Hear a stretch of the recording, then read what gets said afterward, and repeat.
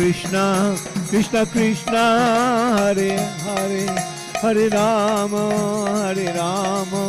Rama Rama, Hare Hare.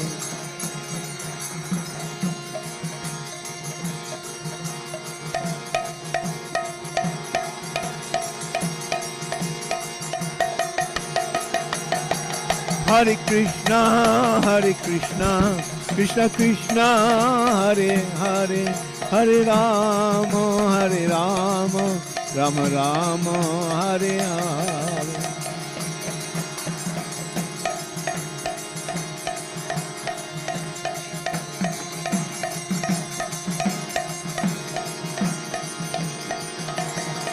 Hare Krishna,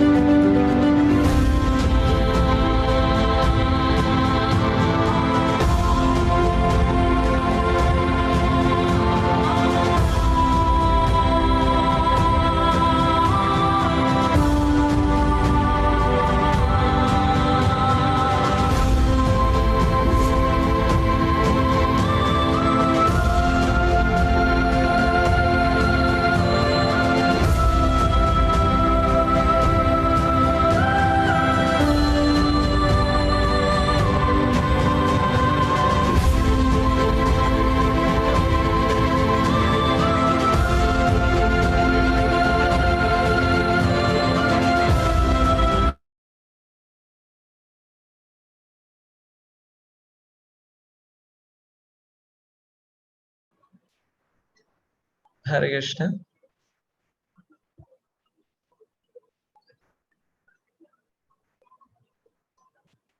Hare Krishna, Prabhuji, please accept my humble obeisances. My voice is not coming, Prabhuji? Okay, your mic is not connected, Prabhuji, I think. I will just... Hare Krishna. Prabhuji, your audio is not connected, I think. My audio is working fine. Now it's connected. You can unmute yourself, Prabhuji. You can unmute yourself. Can you hear me now? Yes, now we are able to hear. Hare Krishna. Okay. Hare Krishna. So please accept my humble obeisances. All glories to Srila Prabhu. So today we are very fortunate to have association of His Grace Prithu Prabhu. I will just give a brief introduction about Prabhuji. Prabhu came in contact with Hare Krishna movement while studying in the university about the comparative religion, because he was in search of spirituality, and he came across Srila Prabhupada's book, which he read just in overnight. He finished that book, and next day he went to Paris temple, and after few days later, Prabhu joined ISKCON in 1972, and since 45 years, Prabhuji is continuously serving ISKCON in various capacities. He has been GBC for 19 years, served as GBC for 19 years, and in charge for many temples, Amsterdam, Heidelberg, and the video we were showing, it was from Ireland temple, and it was the wonderful project that was developed under Prabhu's guidance. And 2004, Prabhu released from his responsibilities due to health issues, and after that he was traveling and preaching in Soviet Union countries, Czechoslovakia, Baltic state, over 10 years, and taking care of various projects in these places. And he had opportunity to be with Srila Prabhupada many times. Like there is one, Prabhu was during his when Prabhupada came to Germany, he served as the translator for Srila Prabhupada, and during last days of Srila Prabhupada, he was singing for Srila Prabhupada in his quarter. So we are very fortunate to have Prabhu's association today, and we will be hearing about his various pastimes with Srila Prabhupada, and interactions with His Holiness Bhakti Charu Swami Guru Maharaj. And at last, we can take some questions if somebody have. So we welcome Prabhu by loudly chanting one time Hare Krishna Maha Mantra. Hare Krishna, Krishna Krishna, Hare Hare, Hare Rama, Rama Rama, Hare Hare. Hare Krishna. Hare Krishna Prabhu's, Mataji's. Please accept my humble obeisances. I'm happy that I can be in Ujjain via the internet. I've never been there actually. I went to something like Madhya Pradesh, I've been, and I've been, of course, in Bombay and Goa and all these places around Hampi. And but South India, I have been in Ujjain, no, not Ujjain, Udupi and Mangalore, and all the way to Karnataka. So not Karnataka, Kerala. So I'm glad to be there, and I would like to talk a little bit about, initially about my experiences with Srila Prabhupada, because I had some personal exchanges which are actually quite amazing. I wrote this exchange recently to Glorification Swami, and he posted it to all his disciples, and he wrote actually it to Dandavat. It was in Dandavat Commons. And here's a story. When Prabhupada, like I said, I came to this book, I just got an Ishopanishad, I read it overnight, and I joined right away. I joined on the 1st of January 1972.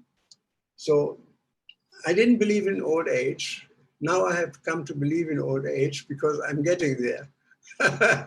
You know, before it was just a concept. Now it is a reality, and I'm sure you can relate to that. And so I read that book, I joined, and I became quite soon after initiated by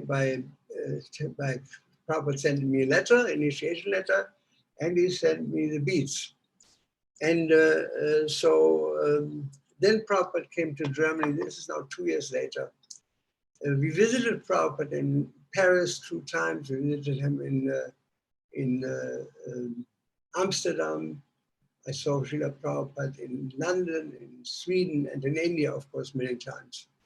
And so there was one interesting thing when in 1974, when Prabhupada came to Germany, I had to manage this event. They needed somebody to manage. And I have been a manager my whole life.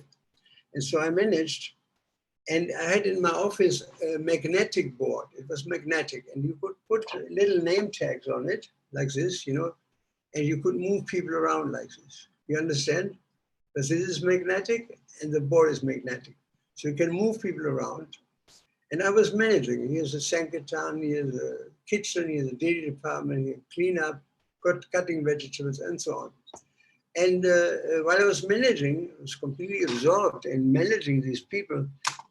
I felt somebody was behind me, and I looked around. It was Prabhupada. He was looking over my shoulder what I was doing. I said, "Oh, Srila Prabhupada, I'm sorry," and I paid obeisances. And he said, "That's all right." He said, "What is this?" And I said, "What is that?" He said, "What is that?" And I said, "Srila Prabhupada, this is actually how I manage this festival, that I can see everybody here on this board, and I know where everybody is, and I can take a devotee from one place to another." He said, "How do you do that?" I said, "Here, I take a devotee, this devotee from here to there, and that devotee from there to there.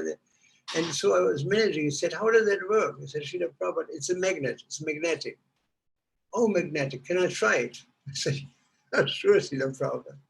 And so Prabhupada, he took one of the name tags, magnetic, and said, "All right, let's take this devotee from the kitchen into the Pujari room. And from the Pujari room, let's take this person, he should go on Sankirtan. Another person on Sankirtan, he should definitely peel the vegetables."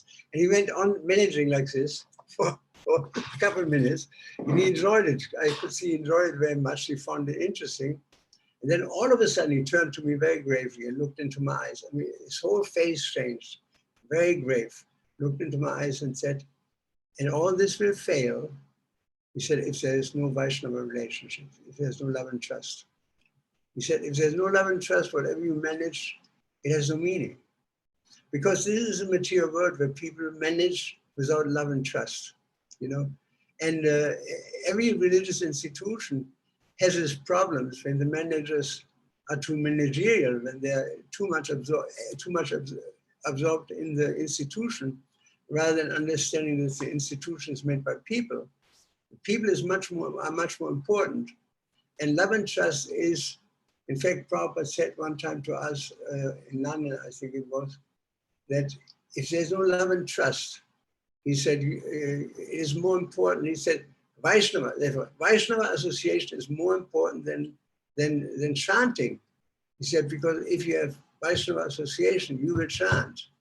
But if you have no association, your chant will not be very long. You will stop chanting and you will hang your bead bag on a hook and it will be there for 20, 30 years. So it's very, very important element, you know, to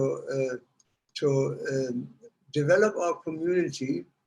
And Lord Chaitanya did say that, what is it? Jiva Daya is there, compassion with others. And then there is Vaishnava Seva is there. This is very important. Like I'm doing right now, Vaishnava Seva. This is the third conference in 3 days. And this is what I do. I live on the internet. I preach to a lot of people. I have 96,000 people in my inbox. That's a lot of people that I talked to in the last 20 years. But this is a seva. You know, we have to, Prabhupada used to say, just before he left, we have to please encourage the devotees. And it's absolutely necessary that devotees need to be encouraged. We should not feel that this devotee has this and that devotee has that, because the fact is, even when Mohini Murti, when after she fed the pot of nectar to the devotees, then she went between the devotees and she could see there was one person, he was very austere, He was a very austere person, but he was very angry. And there was another one, he was very learned, and he was very puffed up. And again, somebody was very beautiful, but he was stupid. And another one, he was not beautiful, he was very learned, but he was full of lust. And then another person, she studied, he was full of anger. And then another person, she saw that he was quite a nice person, but he was greedy for money. And so it is not high. She said, she came to the conclusion, only God is free from fault. And therefore I can have only one husband, and that is Krishna. So it is not very difficult to find fault in devotees, but we shouldn't. Because we may see something in another person and say, I don't have that. But you have other things. You know, everybody. There's a material world. In the material world, everybody is fallible, as Krishna says. In Bhagavad Gita, 17th chapter, there are two kinds of living beings, the fallible and the infallible. In the material world, everybody is fallible. And so it is not very hard to find fault. We should not find fault at all. We should try to understand I'm the most faulty, and we should look at ourselves first, because we find in ourselves plenty of things which are not 100% and which need improvement. And it's true, it needs time to develop Krishna consciousness. There was one famous poet in Ireland, and he said at one time, excuse me,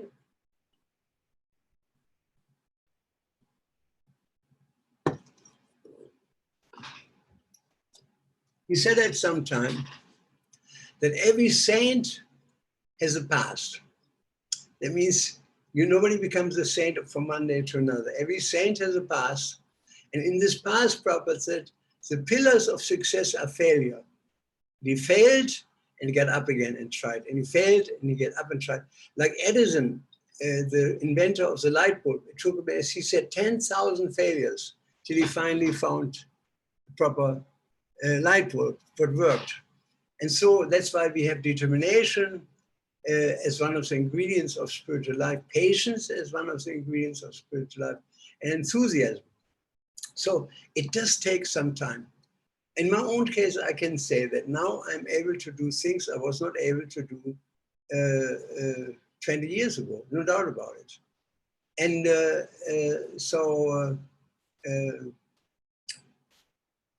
I can do now things that I was not able to do 10 years ago, because we develop, everybody develops. And the great thing is, like Lord Chaitanya said, anybody who chants Hare Krishna, he is considered to be wonderful. He's considered to be a devotee. And so we tend to forget that.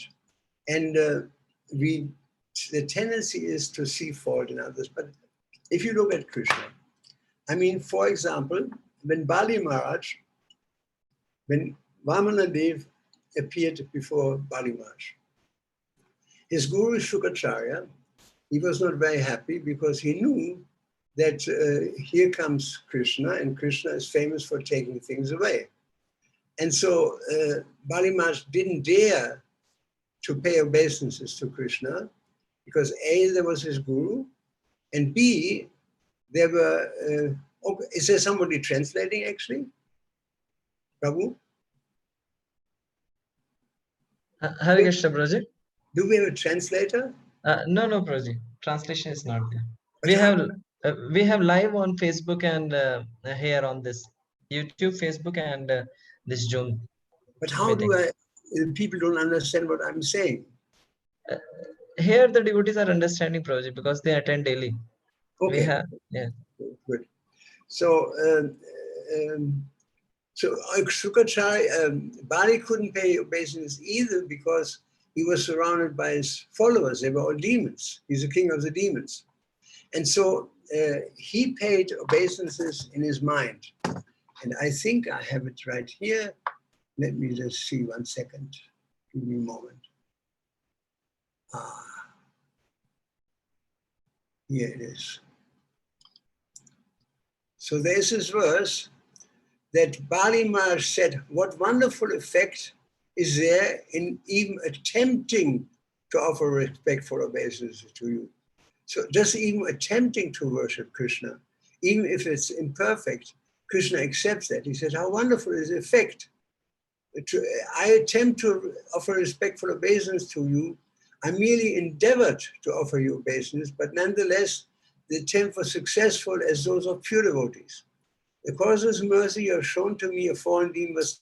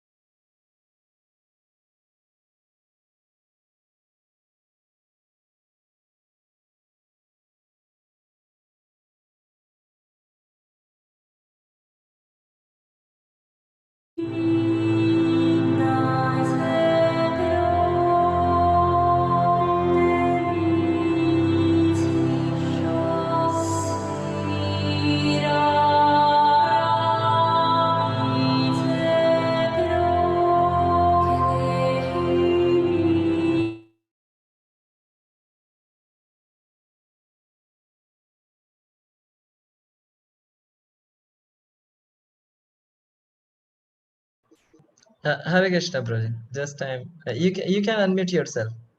you can hear me. Yes, now we Okay. are. So where the power cuts. So what he said, even I attempted only in my mind to worship you, still to pay obeisance, you accepted this.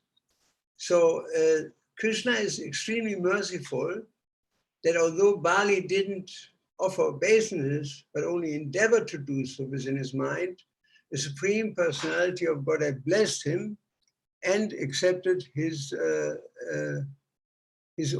obeisances. Okay, he accepted his obeisance. So let me just do something here.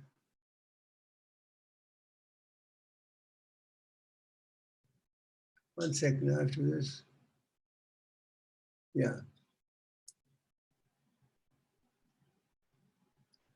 So he accepted his obeisances, and this is technically called Bhava Grahi Jananardana, that Krishna takes only the essence, because he loves us. I give you a very practical example. Say, for example, you're a father, and your little son is just a toddler. Can you hear me? Yes, Prabhu, we are hearing. You hear? Yeah. Okay. So if there's a problem, just wave me, because I see you. Just wave. So the son, the little toddler, he sees the father sits in front of the television and he has no shoes on. The son thinks, oh, let me serve my father. And he brings him 2 left shoes. Now, there's nothing the father can do with 2 left shoes, but he accepts it as good as he would have brought him a right shoe and a left shoe, because he understands the love of the child. So Krishna is not concerned with the details, He just wants to see where our mind is. I come from a Christian background, and in the Bible, in Old Testament, it says, though you make many prayers, I don't hear you, because your heart is far away from me, And so the heart is important for Krishna, because he doesn't need anything. He is completely self-sufficient. But what he doesn't have right now is our love, because we are in Maya. And he would like to have our love. And that's why he says in Bhagavad Gita, you can see always, if somebody offers me love and devotion, a little water, etc., the element of love is there. And so even in the Bible, it says you should love your Lord with all your heart, with all your soul, with all your mind, with all your strength, etc. Because love is the main ingredient. And to come to love is not easy. I mean, Rupa Goswami has given us a whole lineup of angas, from Shraddha,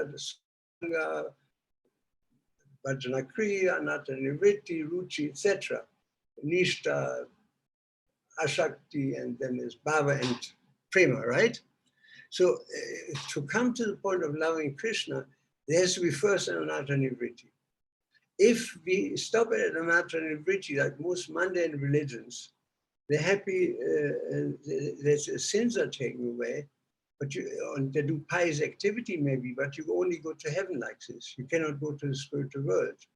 Spiritual world can you only go if you have unalloyed love to Krishna. That's a very important point. And love of Krishna develops only slowly, particularly when we, when we understand that chanting is the most important activity in the universe, and it is the most important activity in the day, and we try to chant to Krishna with great love. That is very important. That otherwise, our chanting, it's still good, but it is not very good. Like Brahmananda asked sometimes Srila Prabhupada, I sometimes eat too much prasadam. And Prabhupada says, that is still good, but to eat prasadam is better. You know, that is very good. I remember one time Brahmananda, I told him, we were sitting together and he was eating, I was eating, and I said, Brahmananda, he said, you eat too much. He said, well, Prithu, there's a verse in Bhagavad Gita that which is very dear to me. Krishna says, a yogi eats never too much and he eats never too little. So I follow this verse by 50%. That means he never eats too little, right? He was a very good friend of mine. So this idea that Prabhupada also, if you would criticize a devotee, he would not like to hear that. He would not like. One devotee came to him and said, Srila Prabhupada, Pradyumna, who was always doing his the translation, helped in the translation of the Sanskrit, in the word-for-word translation. He said, he never comes to Arctic. Prabhupada said, oh, he never comes to Arctic. He said, no, Srila Prabhupada. Prabhupada said, but the thing is, I'm getting very good service from him. So he didn't at all wanted to hear the devotee came back. It was one of our early Swamis, and again complained, but Prabhupada is such a bad example. He said, but the thing, I am getting very good service from him, and that's the main thing. And so when the devotee came a third time, Prabhupada stood up literally and said, and I am getting, screamed at him, I'm getting very good service from him. The discussion is finished. So Prabhupada never liked to hear the devotees criticizing each other, and we know that it is very devastating to spiritual life. It is better to think about our own faults in the evening, for example. Remember the day, and you can think what was good and was not good. And we have a long way to go. I mean, Indian people are, in that sense, have a huge advantage because you come from a country where there's still a lot of piety, and the villages are still very, very pristine. And you are way ahead in that sense. Your adhika is way better than Western people who may be quite dedicated to Krishna, but I mean, the understanding sometimes may not clear. I remember we went on Sankirtan, book distribution, and a very young devotee with me.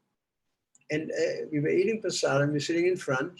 And so I had to go to the bathroom to pass water.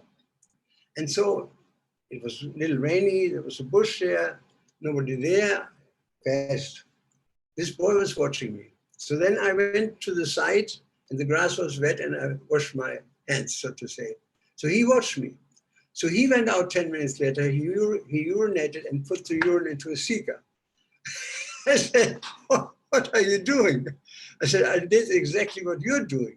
He said, not exactly, I took water. You can hear me? Yeah.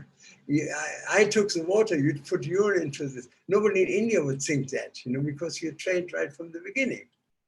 I like the story that when we were young in the temple, somebody brought seeds from India, tulsi seeds.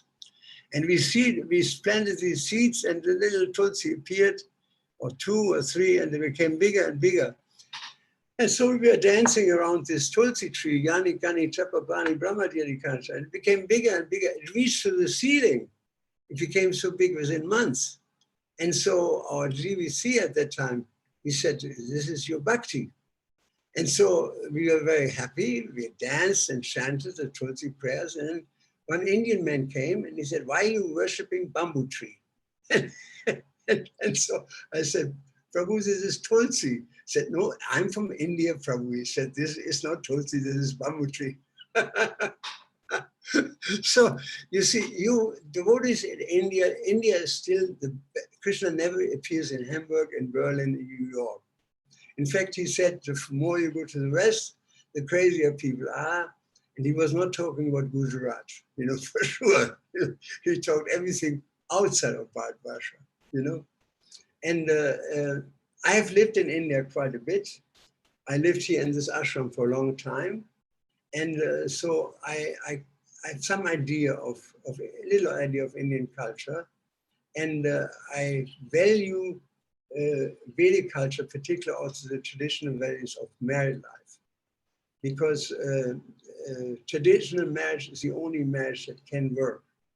If a wife speaks up to the husband, it is the beginning of the end of the marriage. Because a man has to protect his wife, and you can't protect a wife that speaks up to you, that she thinks she's a guru.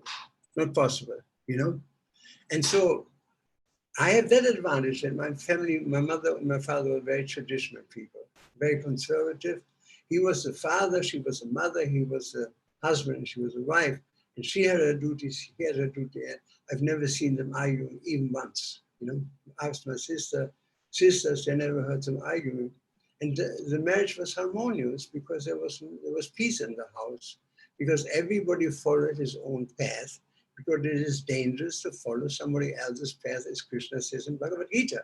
It's very clear, dangerous to follow somebody else's path. And we see in our movement this element that especially comes from America to us of feminism, and it's very, very destructive. And Prabhupada was walking with Umapati Prabhu long time ago, 68, in New York. So he said, Prabhupada, what you say about women will not be very popular in America, because in America, they think it's equal, everything is the same, equal. Women and men are equal. And Prabhupada said, I'm not going to change the truth for the Americans. Wonderful. He said, I'm not going to change the truth for the Americans, because the truth is that there is not equality, that men are men and women are women. And this is on the material platform. They can, on the spiritual platform, it's a different thing. Somebody may be a Vaishnavi and a great devotee, pure devotee.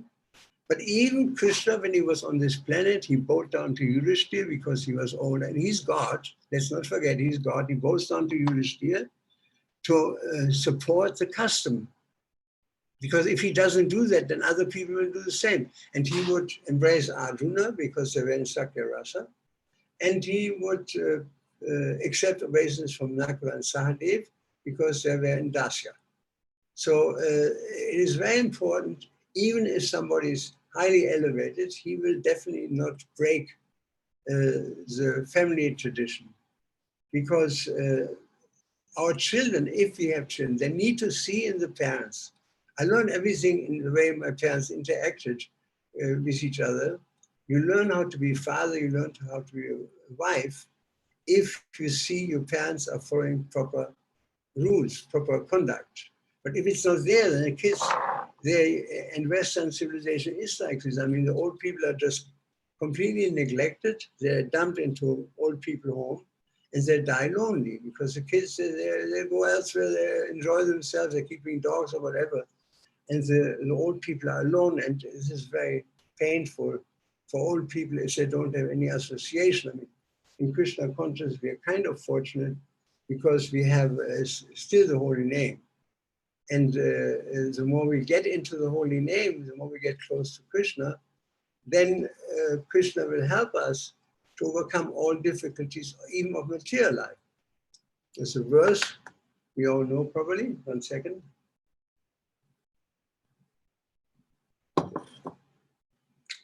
one of my favorite verses. He says, Machita Sarva Durgani, that direct your consciousness towards me, then what will happen? Sarva Durgani, all difficulties that come from Mother Durga, Adhyatmika, Adhiborika, Adhidevika, in form of these three, Tapatraya, suffering, and he said, Machita Sarva, Matpasalam, Matpasalam Trisha, if you fix your mind upon me, then by my mercy, all the difficulties that come, even from Mother Durga, will be destroyed. You see, even psychologically, I had a discussion recently with a devotee, and we discussed depression. And we came to the conclusion that depression is just an external symptom of a far deeper disease. And that's why you cannot ultimately heal depressions. You can give people some pills and ease their depressions, or give them pills that makes them happy. That's all possible. But you cannot kill the disease, because it's actually the soul inside the body grieving that he lost his relationship with Krishna. Particularly materialistic people, the soul is grieving, you know, and that translates on the material platform in terms of depression, and we see only the symptom, you know, and think the symptom is actually the problem. It is not. It is actually much deeper.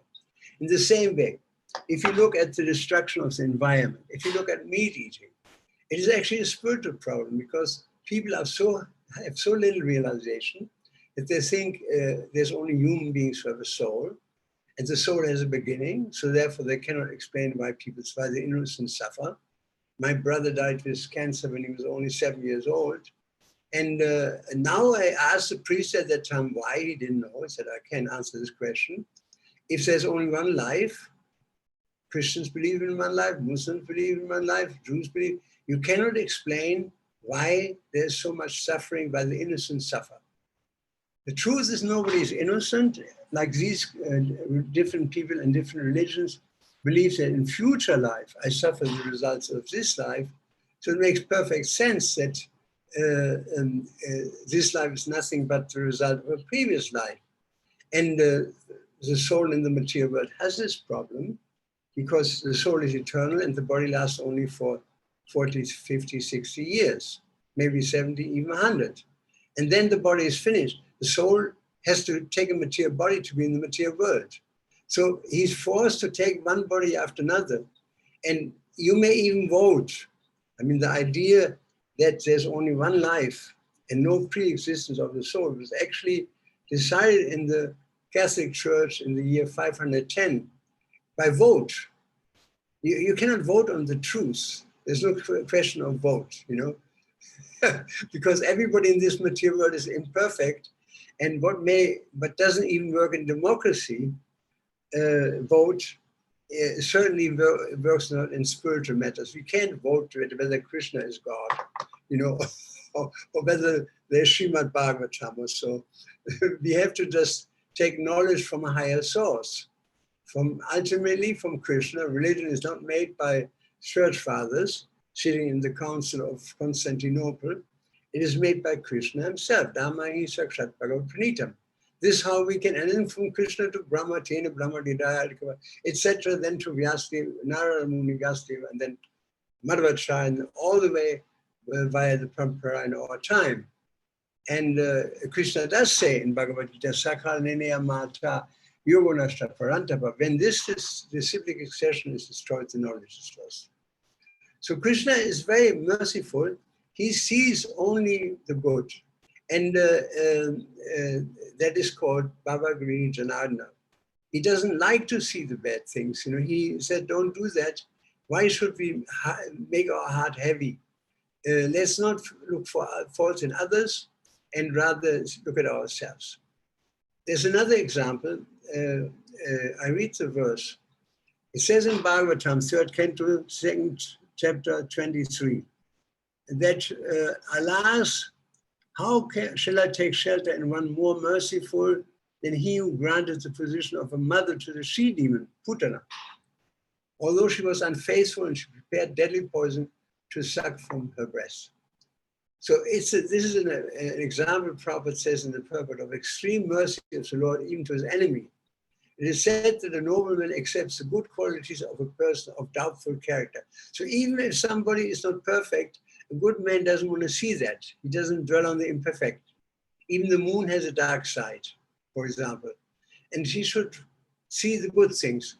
And so I learned from before, even when I was coming to Krishna consciousness, there was a time that I ran a youth group, and we used to travel in the forest for 6 weeks, away from civilization. There was no question of smoking. There was no question of Coca-Cola even.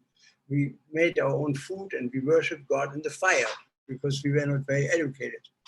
But so I have some experience because I worked with in that configuration about 10 years, and I learned from elders that what you do is you only find good things. If you see somebody does something good, tell him. Say, this is very nice. I saw you yesterday making a nice sabji. Thank you very much.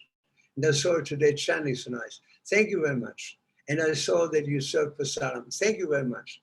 And I saw you gave a nice class the other day. Thank you very much. We have to get into that. Prabhupada would always thank people, thank you very much. Because this is actually Vaishnava Seva. We have to encourage devotees. Now, even at that time, I knew if I see somebody doing something not good, I would not tell him. I would just write it down and later mention it to him in private. Definitely not in public. You don't want to embarrass him.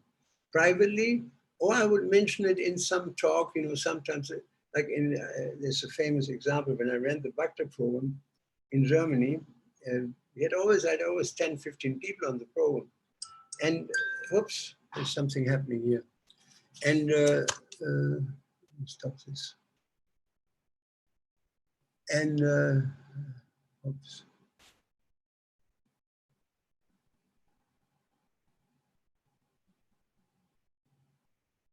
And so you see Bhakti Jiva drawn.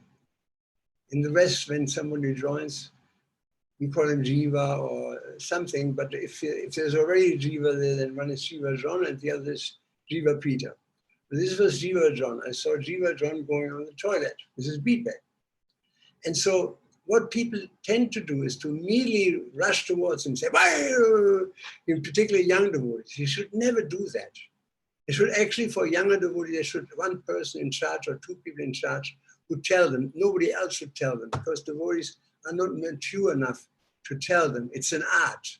You have to first understand the person to be able to instruct him. He has to feel loved by you. Isn't it? If he doesn't has no faith in you or feels no trust in you, if you come to him and chastise him, he may leave. And we lost a lot of people in this way because they became chastised. Although in public, there was one famous GBC in Australia, and he had some friendship with a girl, and it was more than friendship. It was inappropriate. And so it was found out. And so the temple president, he called every temple in Australia and also in America that he fell and nobody should invite him, etc. So Srila Prabhupada heard of that. And he asked this devotee to come. He said, what happened? He said, well, Srila Prabhupada, such and such, he did no service, but now he fell down. And then Prabhupada said, did you tell anybody? He said, yes, I called everybody. Prabhupada was so angry. He said, how dare you to do that? He said, he should come to me. I should deal with it. I'm here. Now he will leave.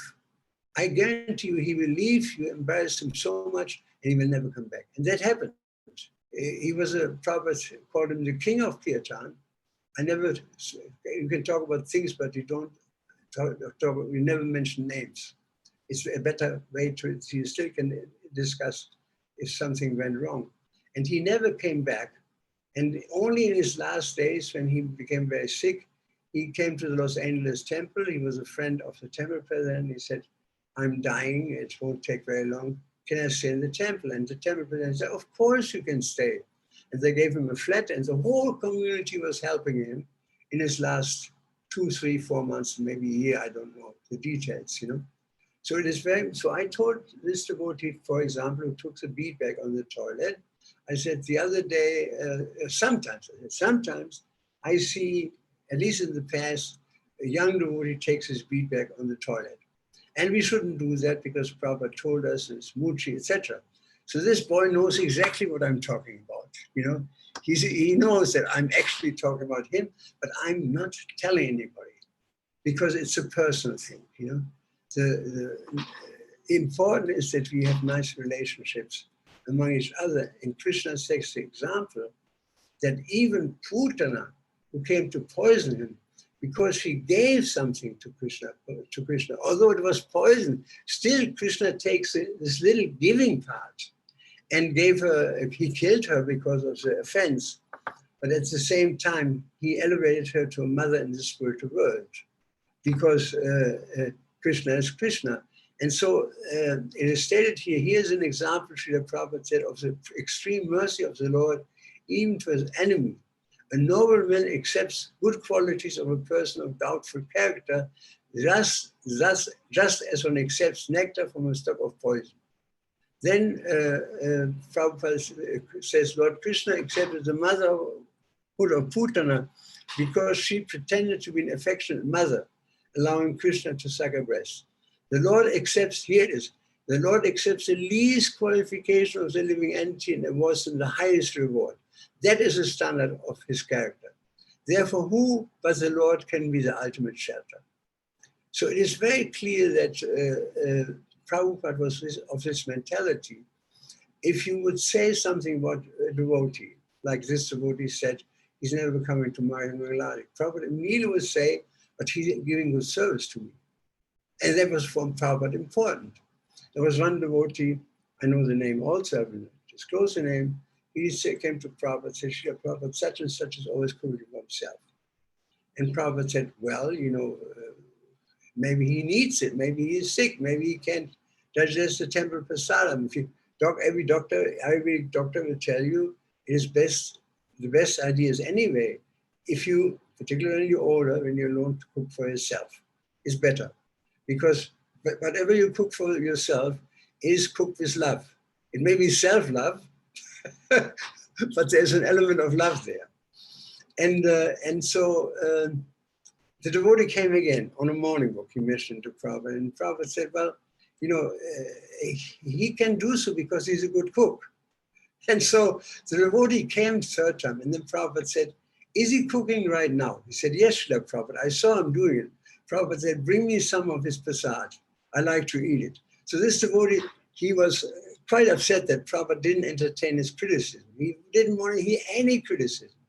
He accepted every devotee as he was. And I had personal experience with Srila Prabhupada.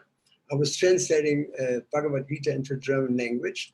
And there's one verse, which is from Bhagavatam, says, if somebody chants the holy name, he has taken baths in all the holy rivers of India, he has visited all the places of pilgrimage. And so this is, of course, spoken to the people of Bharatvarsha. It's not spoken to the people of Los Angeles. This addresses people who in Bharatvarsha, in their previous life, have been going to the place of pilgrimage, and this, that, like they chant Hare Krishna. It's very easy to understand, actually. Well, so he said, well, it may be. He said, he smiled at me, he said, it may be. He said, but what you really must understand is that I created your good fortune. And that is a fact. You know, Prabhupada created our good fortune. Where would you be without Srila Prabhupada? Where would I be without Prabhupada? Where would the world be without Srila Prabhupada?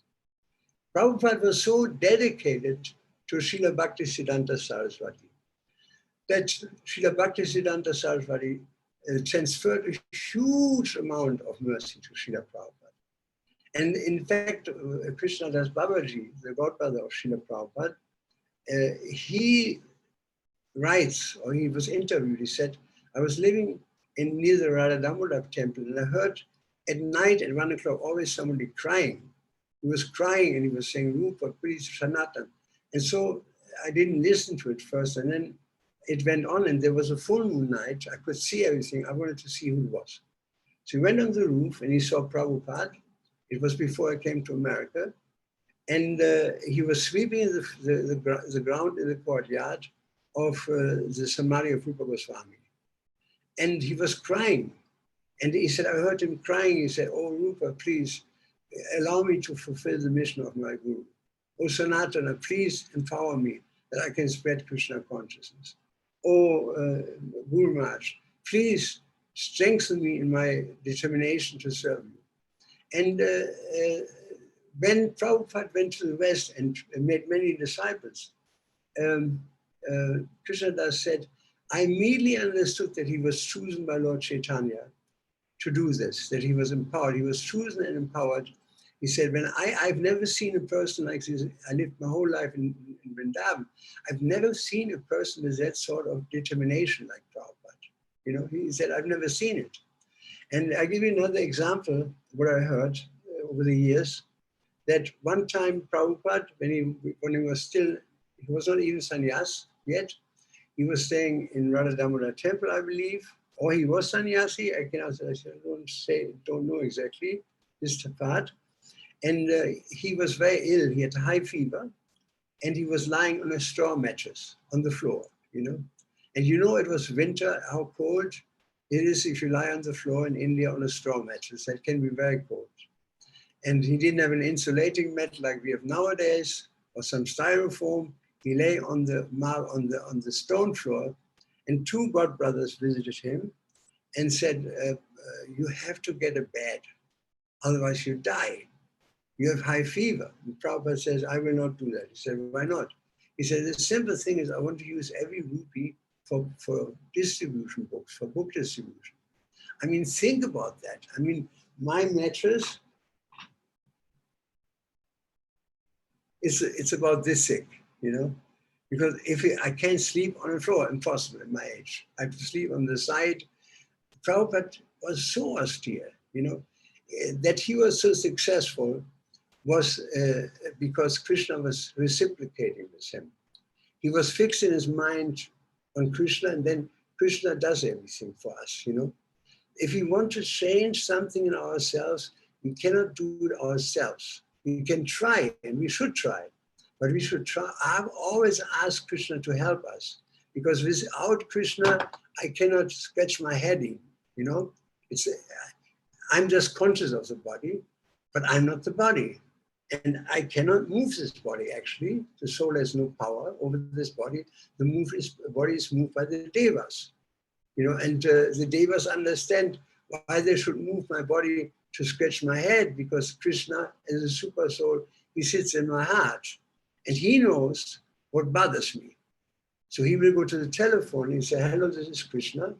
Can you please lift up the hand of this Prithu Das? He wants to scratch his head. He feels an itch. And so the hand comes up. This is all done by the demigods, you know, it's the doers, you know. It's all done with the man proposes, God disposes, you know. You sit in a taxi, you have to tell the driver he drives you. It's not that you drive the taxi. You're not the taxi.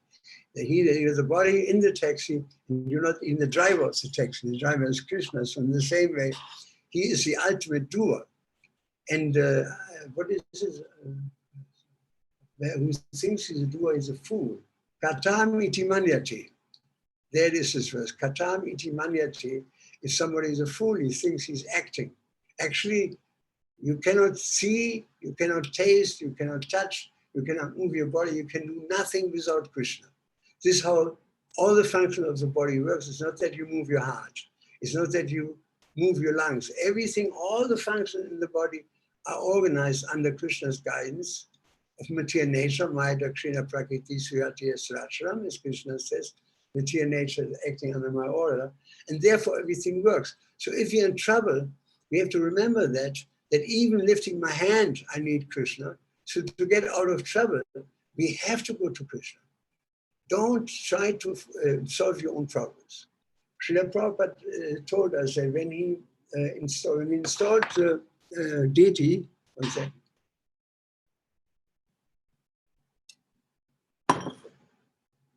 When we installed Krishna Balaram, I was not there, I was there before, but in the year before, the temple room was not built. Prabhupada was living in his house, it was not ready. And I stayed in the guest house, which was the only building that was there first, because Prabhupada, interestingly enough, there was a lecture in Mayapur 73, where he said, last year I was here, many people came and they all left. But now we have a guest house. and people will stay. And if they stay, they become devotees. And so interestingly enough, in Vrindavan also, he built first the guest house. In Mayapur, he built first the guest house, the Lotus building. And in Bombay, the two towers were also built. Prabhupada was even moving upstairs. It became just ready. And the temple came much later. You see, the most important thing is to think in terms of preaching, that we need a guest house. I think you have a guest house. Very important, very important to invite people. You saw the film on this island. We made 100, I preached to 100 people and they all became devotees, because once they see this exquisite beauty of the place, they want to stay. And so everything by the end of the day is love and trust. The Karmis also practice love and trust. They love money and trust no one, which is a perverted version of love and trust. And so we should not entertain this. We should make an endeavor. If you're, I remember I came to the temple in Paris first, even before I joined in Hamburg. And there was the temple president was very cold, was very impersonal. He said, "What do you want?" I said, "Well, I want to join." He said, "Oh, yeah." So it was not very inviting. But then I sat down, lady came and she said, "Have you taken some food?" I said, "No." And it was Mother Mandakini. Does anybody know Mandakini? She said, "Oh, Peter, your name is Peter, your food is, I have some very nice food for you. And I made some nice sweet. You take the sweet, it will be very, very nice. And I will go in the kitchen and get you some sabzi." She speaks like this. She's French, right? Lovely lady. And so she was like a mother to me. And therefore I stayed in the movement. With the other person, the temple president, I would have definitely not joined, because I said, how can he be so cold? I mean, had loads of people in my groups before I came to, and everything was, you have to like people. That's the number one rule. You have to like people. And if there's some fault, try to correct it in a nice way, in a gentle way, just like in Prabhupada told us that the mother is instructing the daughter-in-law through a daughter. The daughter knows how to make cake, but the mother shows, do this, do that, simply to instruct, to be subtle, to instruct the daughter in this way. So Prabhupada was very expert in this. And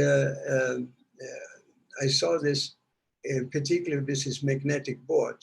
Did I finish the story of the magnetic board that he said in the end it will not? Yeah, okay. So that was Srila Prabhupada, that sometimes the Buddha said, but Srila Prabhupada, sometimes I'm not a good devotee. And Prabhupada said, good devotee or not good devotee, I love you anyway. So because Prabhupada knew that somebody went outside and he did the most abominable thing. I cannot even repeat it, and I will not even talk about the details, because it's just horrendous abuse of other people. And then when he came back, Prabhupada cried and embraced him and said, I know what happened. Please stay now with us. And Prabhupada immediately forgave him.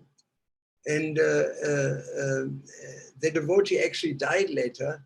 He saw Prabhupada in his death. It was amazing. He was doing huge service to Srila Prabhupada in the beginning. Then he fell away because he didn't follow his chanting particularly. And he became lax in his seva. And then Prabhupada personally came to him. He said, oh, Prabhupada, how do we know I'm here? And he died a minute later. So Prabhupada was extremely kind, and we must make an endeavor to be kind. Like for example, I'm kind of isolated here. This ashram, I built this ashram maybe in the 80s or something, 90s. Have you been there, Prabhupada Vani ashram? Anybody of you? It's very beautiful. It's on the way to the Goshala. A lot of disciples of Radha Maharaj have stayed here over the years, and now we have about 10 devotees here because of Corona. Nobody has Corona. No, Chokidar doesn't let anybody in. But it's a nice ashram. Even George Harrison, the Beatles, stayed here in this ashram. I have many photos I could send you. I wanted to send you to actually, I have loads of photos with Srila Prabhupada, but I had some people talking to me on the telephone, And I do everything by phone or by WhatsApp, because people tell me all kinds of things, even about themselves. And I never talk about the person. People will never know who I heard what from whom, you know. That's very important. Absolute confidentiality, because there must be trust. And trust is there if there's love. So we have to make an endeavor, all of you Prabhus, even if it, you see somebody has not made his bed, you make his bed. Or even somebody didn't put the socks right, you do it then.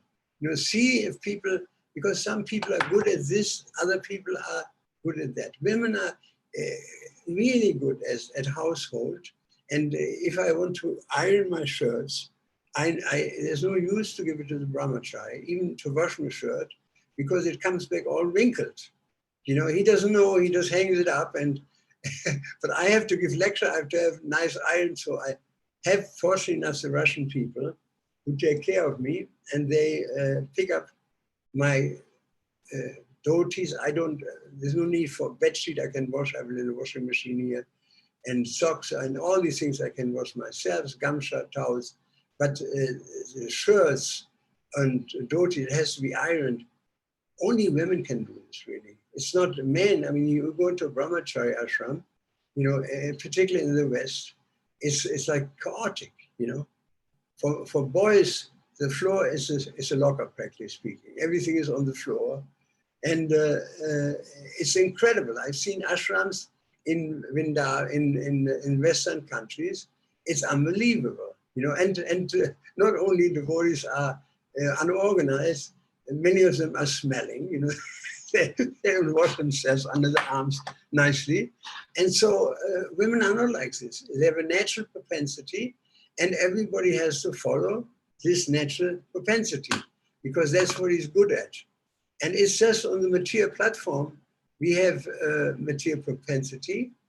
In spiritual life, on the transcendental platform, we are actually all women, we are all female. And so while we're in the material world, we have to play this role, and we cannot invent our own way to God.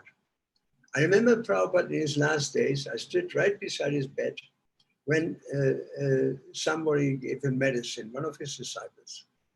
Again, I will not say who it was. And so Srila Prabhupada asked him after the medicine, did you close the bottle? And he said, I forgot, Srila Prabhupada. And he said, that is your disease. Prabhupada said, every one of you, you know how to open bottles, but you don't know how to close them. You start so many new things. There's so many new things in our society, but you don't see the consequences.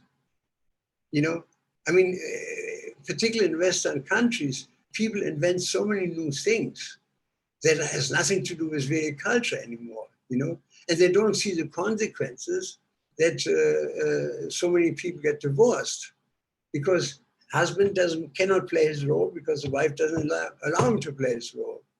And he doesn't know how to be a husband, and she doesn't know how to be a wife. So they know how to open bottles, they don't know how to close it properly, they start so many new things, they don't see the consequences. And he said, they know how to live, but they don't know how to die. And therefore I have to show you how to die. And so a little later he called Yaruba, and he was a filmer, and he said, Yaruba, you should film it for the Nisa body. It's important for devotees to see that because they don't know how to die. And so I happened to be there pretty much the last 3 weeks of his life because Prabhupada liked my, he liked my singing. In the beginning, somebody asked if I could sing. I sang, and Prabhupada said I should come back. And so I sang every day for him. For 3 weeks, I sang in the morning, and he left in the evening. And I sang a lot. I mean, it was quite a lot of singing, 6 hours a day, practically speaking. And I couldn't do this nowadays, but you have your spiritual master lying right there, turning over to your side, and squinting his eyes to see who it was. And so I've seen all kinds of situations in his last days. And by the way, recently I saw this video of Bhakti Charu Swami talking about the last days of Prabhupada, and he talked about the poison issue. And what he says is 100% correct, because I heard Prabhupada saying it. I followed the rumor right to the doctor who was treating Srila Prabhupada, he was staying in the same room like Haridharna Prabhu, the temple president in Calcutta. And I told Aji, I heard Prabhupada said he's poisoned for this single. He said, let me go to the doctor. The doctor said, I examined it yesterday. It is impossible. It's impossible. But he said, but we should understand one thing. I told one devotee to get some Makratvaj, and it was brought from Mathura or so. And in Makratvaj, it invigorates the body tremendously. Even if the body is very weak, the body becomes very strong from one moment to another.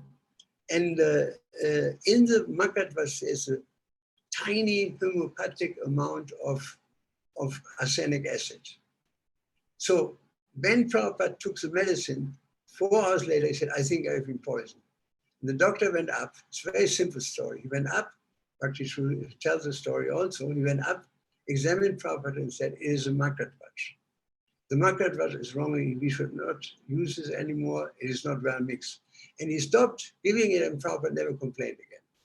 You know, it's very clear. So we have to make an endeavor to be kind to devotees, help devotees, not see the fault. If somebody, in the Bible, there's this famous story. There was Father Abraham, and it was very hot. So Father Abraham, he just had a very thin dhoti or something, some bed sheet over his body. And in the night, the bed sheet fell off. And his sons, they called each other and said, well, Father, no bed sheets. I mean, this is not good. And so they all started, you know, some were laughing, some were, it was not respectful. So then this David, he heard about it, or Jacob, I forgot. And he said about it. He immediately went into the room, he closed his eyes, he located the blanket, and he covered his father. And when the father found out about it, he was very pleased with him because there was some problem and the boy fixed it instead of finding fault. You know, this is so important, Prabhus. We love, I can tell you of hundreds of devotees that left ISKCON, if not thousands, because of a lack of love and trust, you know.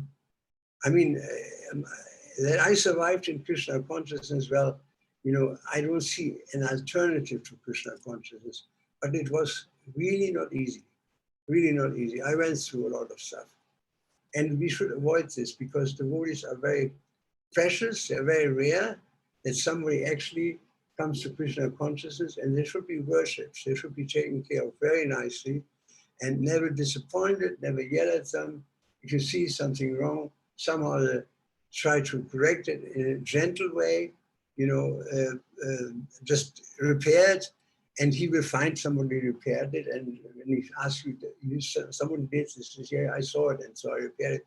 We have to be very gentle. The love and trust, Prabhupada says, if there's no love and trust, it will not work. It can't work, you know. So love and trust is not that we, okay, I love you, I trust you. It's something we have to create it.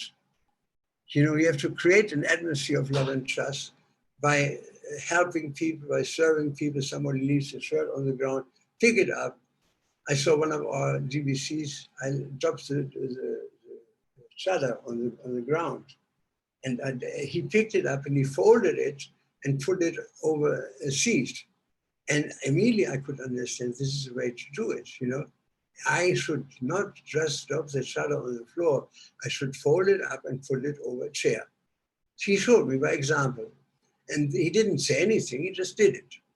So love and trust is the most important thing. We have to be compassionate with people. Jiva Daya is essential, Lord Chaitanya said. We have to not just live for ourselves. And we see how Prabhupada, he lived for the world, you know.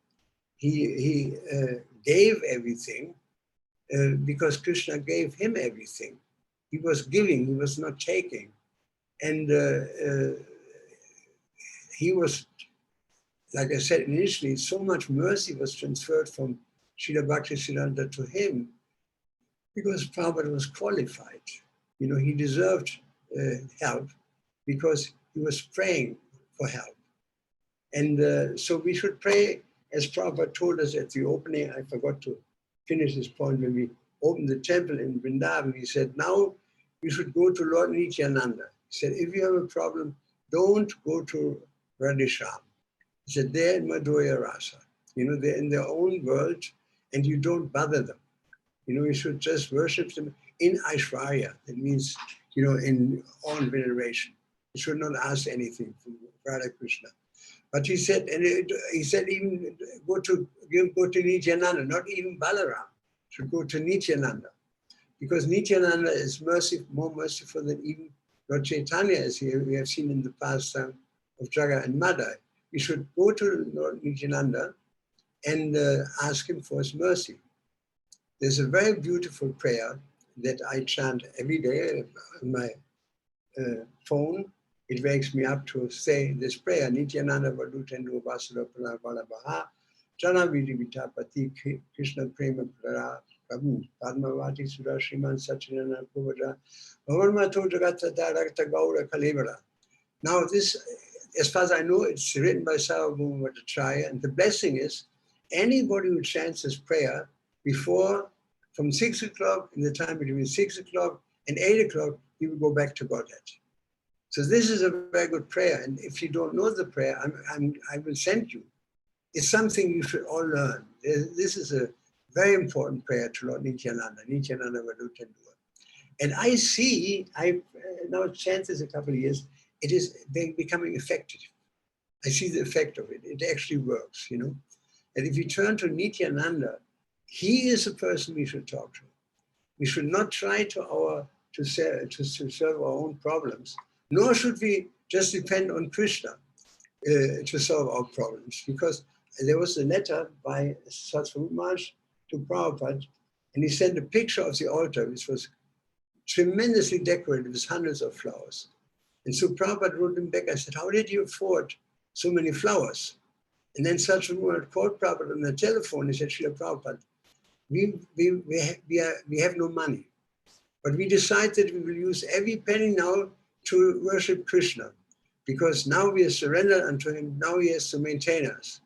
And Prabhupada said, the sentiment is good. To depend on Krishna is nice, but you have to do your work, and then Krishna will help you.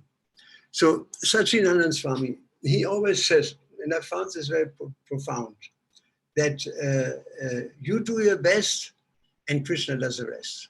We shouldn't try to do things ourselves. Nobody can go back to God without Krishna. We need his help, we need his mercy.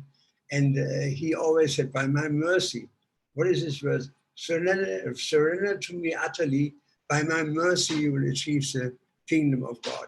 The mercy of Krishna is, the Guru is all we are made of. We need this mercy, and Krishna doesn't like us if we treat other devotees impersonal. He doesn't like that. He likes us to see encouraged devotees like Mother Mondikini. She encouraged me very much in Krishna consciousness. I stayed on because she was treating me very nice, like a mother. She gave me great prasadam. I mean, it was wonderful. I stayed on.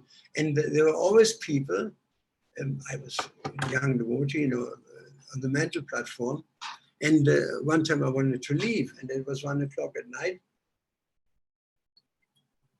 Some devotee treated me very badly in the evening. It was not very nice. And so I decided maybe I should take a break. And so while I was going down the steps, this lady called and said, Dr. Peter, where are you going? I said, I'm fried, I said, something happened. He said, no, tomorrow is Sunday. What would you like to eat? What do you like to eat best? I said, halva. He said, I make you with raisins. What raisins? What you want? With nougat or with almonds? I said, I like with raisins. He said, I make you a ton of halva. Stay up to tomorrow. So I ate, and it was so good. And she came to me personally, make sure I get a lot of halva. And by the end, she asked me, will you go? I said, no, I stay. Because she saved me. It was by love and trust. I started to trust her. I didn't trust the other guy at all because he was nasty to me. How can you trust people who are nasty to you? So this element is very, very important. You can make many devotees. I mean, even in my own life, I was instrumental to hundreds of devotees who joined. I used to keep a little booklet about it, page after page of the names. You can make many devotees if they get the feeling that this man cares for me. This is why we followed Prabhupada, because Prabhupada cared for us. So the thing is, I think we are over time already. If you have questions, please ask me your questions. Hare Krishna, Prabhu. Thank you for a wonderful class. Just devotees are requesting to share one or two pastimes of your with His Holiness Bhakti Charu Swami Maharaj. Oh yeah. So Bhakti Charu Swami, we were. He became our co-GBC. I resigned from this because it was too difficult in Ireland.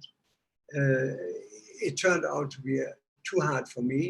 And so I resigned, and then he visited the island, and I asked him, why don't you be the GBC? And so he became the GBC.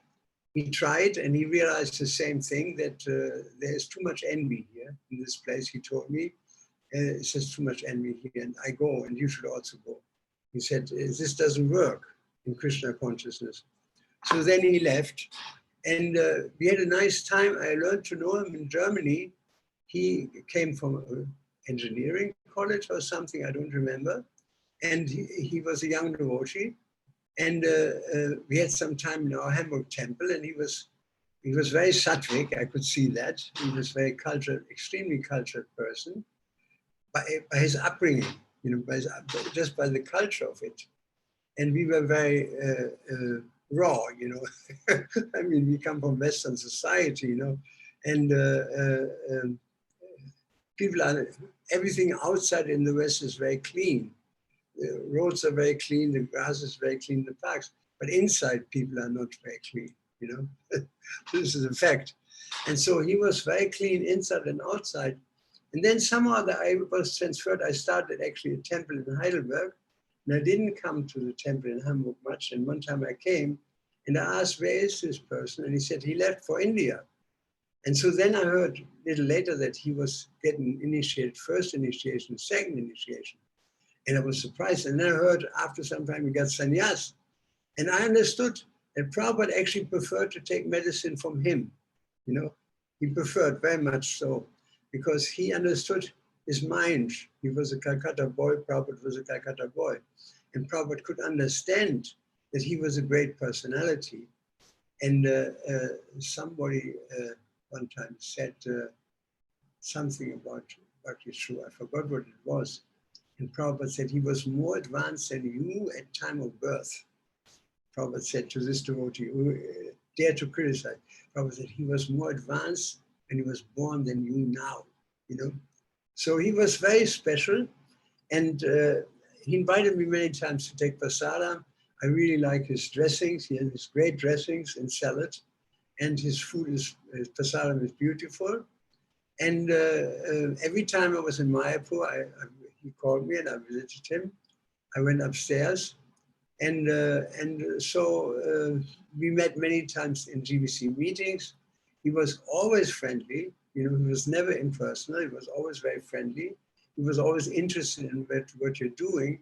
And he was always recognizing if you do something nice. Like he said, this is an amazing project, this island. You have done something wonderful. And it is wonderful, because if you think about it, you should see the film.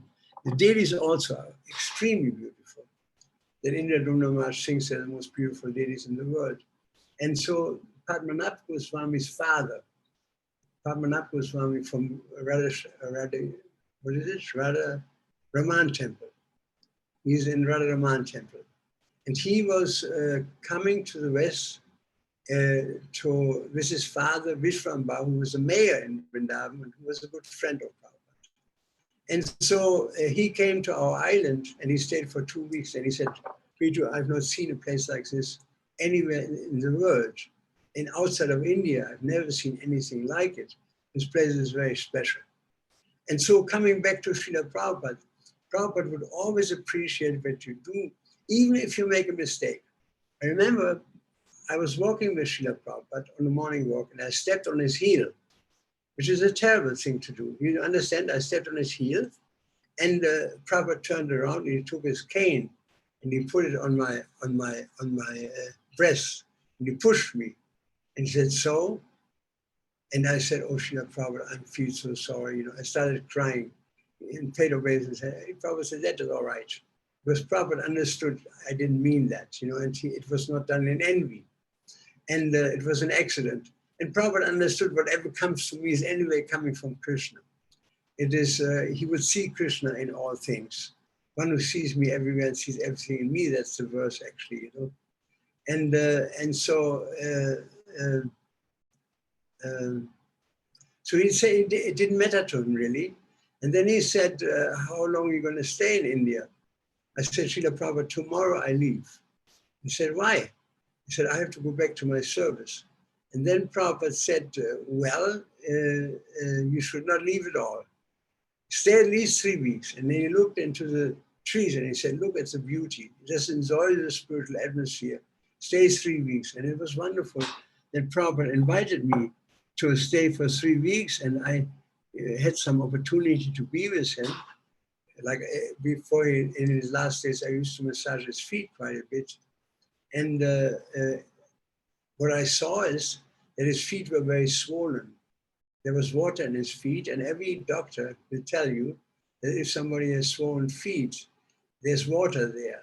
And when the water is climbing higher, it goes to his knees, it goes to his, what is it, the bone here, the side bone, what is it called? It's a big bone that looks like this, and hip bone. And once it reaches the heart, the person is dead. And so when Prabhupada was in London, he was just a bag of bones. Everybody cried when he saw Prabhupada. And he came, and after some time, he had a problem. He couldn't pass water. And so the devotees told him to go to the hospital. And he didn't have a choice because it becomes very painful if you cannot pass water. It's extremely painful if you can't be relieved. And so they relieved him from the water, and then they did some small operation. I don't know what it was. But then the Indian doctor said, Swamiji, he said, you have to go on the machine, on the kidney machine, 2 times a week. And Prabhupada said, I never will go on a machine. My Guru Maharaj also told me that he didn't want to go on a machine. He saw one godbrother dying on the machine. He said it was horrible. He couldn't hear anything. He couldn't talk to us. We couldn't sing for him. It was horrible. Please don't put me on a machine. And so the doctor said, if you don't do that, Swamiji, you will die before the winter is over. You will not get through the winter. And Prabhupada said, why? He said, because your kidney is too weak. You will not be able to maintain your body. You will die of kidney failure. And so that's exactly what happened. You know, that Prabhupada, I massaged his feet personally quite a few times, and they were blown up like balloons, you know. That if you push, some it becomes white and then immediately red, you know. That means it is septic, you know. It was septic. It's actually called Srila Prabhupada's leaving. But Prabhupada was very merciful. I remember one time where was it? It was in Amsterdam, that there was a festival in a park. It was in the hippie days. There were about 20,000 young people camping in the park. And Prabhupada gave a lecture there. And a lot of people came, and many of them were intoxicated, long hair, and some were undressed or barely dressed. And so we were singing, and Prabhupada was singing with us. And then a journalist all of a sudden jumped on the stage, and with his camera, and he went to Prabhupada with a camera. He made films, and he went closer to Prabhupada and closer. And then we were so shocked. He put the lens on Prabhupada's eye, and nobody of us, we didn't know what to do. And then Prabhupada said, ciao, and the guy ran away. He was shocked that Prabhupada spoke with him very strongly, ciao, you know. But Prabhupada did not, and he continued. He did not take any offense. Like Krishna, he doesn't take any offense, really. And I remember I was a young devotee. I just joined a couple of months before. And we went through this park. And there were many people in this park, and we walked the little paths, gravel paths, lead us around the bush. And there was a boy and a girl, and they had sex. They're like rabbits. And they were totally naked. And I looked over and Prabhupada looked at me and went like this, don't do that, don't do that. He could immediately understand where my mind was. And my mind traveled over there because we are Western people, we are trained like this, Immediately he could see, he could understand. Prabhupada was very insightful. He could understand what went in my head. He said, don't do that, So that was an experience. And then we went further. I remember there was an initiation of one devotee, Akoyananda Maharaj became his name. And in the temple in Amsterdam also, and there were no flowers. And Prabhupada came, started singing Jaya Radharama. There was supposed to be Havan, and Prabhupada stopped the kirtan and said, where are the flowers? The devotee said, well, Prabhupada, this excuse, where are the flowers? This is supposed to be Krishna's mouth. You cannot have a Havan without flowers. And the devotees argued. Prabhupada became louder and louder. He said, you must have flowers. This is Krishna. You cannot do this. And then somebody said, the television is here. And Prabhupada turned to the television. I don't care for the television. I care for one thing, that Krishna has no flowers. That was his point. Because Prabhupada didn't care for public relation at all. He never paid any attention to it, because he said, if thousands of fools think you're very good, what is the use of that? So he was not interested in public relation at all. And what the public think, he didn't mind. He rather said we should cook the milk down and don't maintain bad cows. And so he became very angry. And so somebody rushed out and we got some flowers and there was a ceremony. And I've seen Prabhupada anger a couple of times.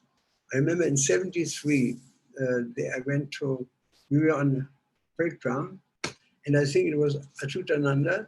He brought us to the other side of the Ganga. There are some ashrams of Gaudiya Math. And we went there, and when we came back, we heard that Prabhupada was very unhappy because Prabhupada did the work.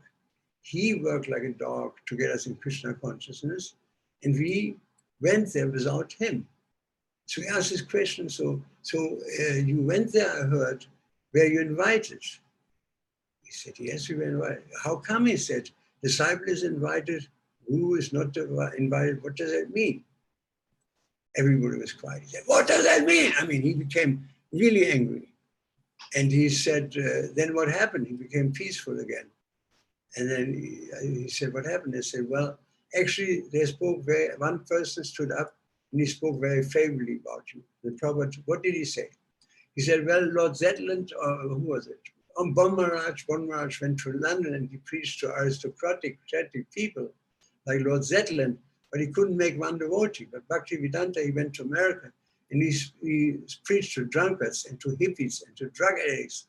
And Prabhupada was shocked when he heard it. He interrupted. He said, what about Sariputta? He's a PhD. What about, what is it? He was coming from Manipur. What's his name? He had a PhD. Swabdamudha. He said, what about Swabdamudha? What about Ravindra? He was a PhD.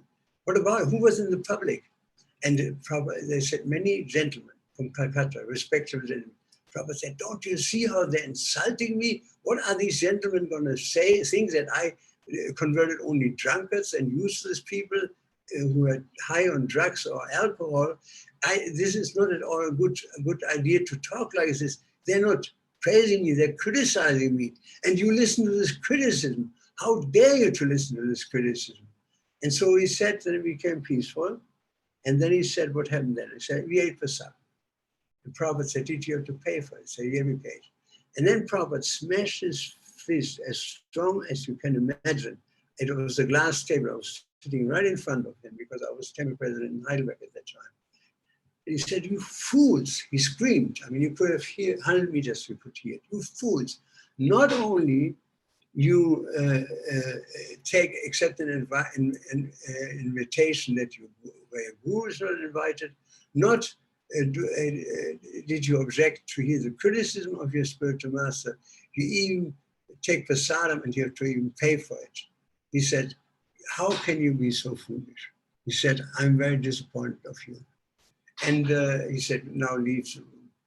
And you see, Prabhupada, he did so much, he did everything we know as Prabhupada.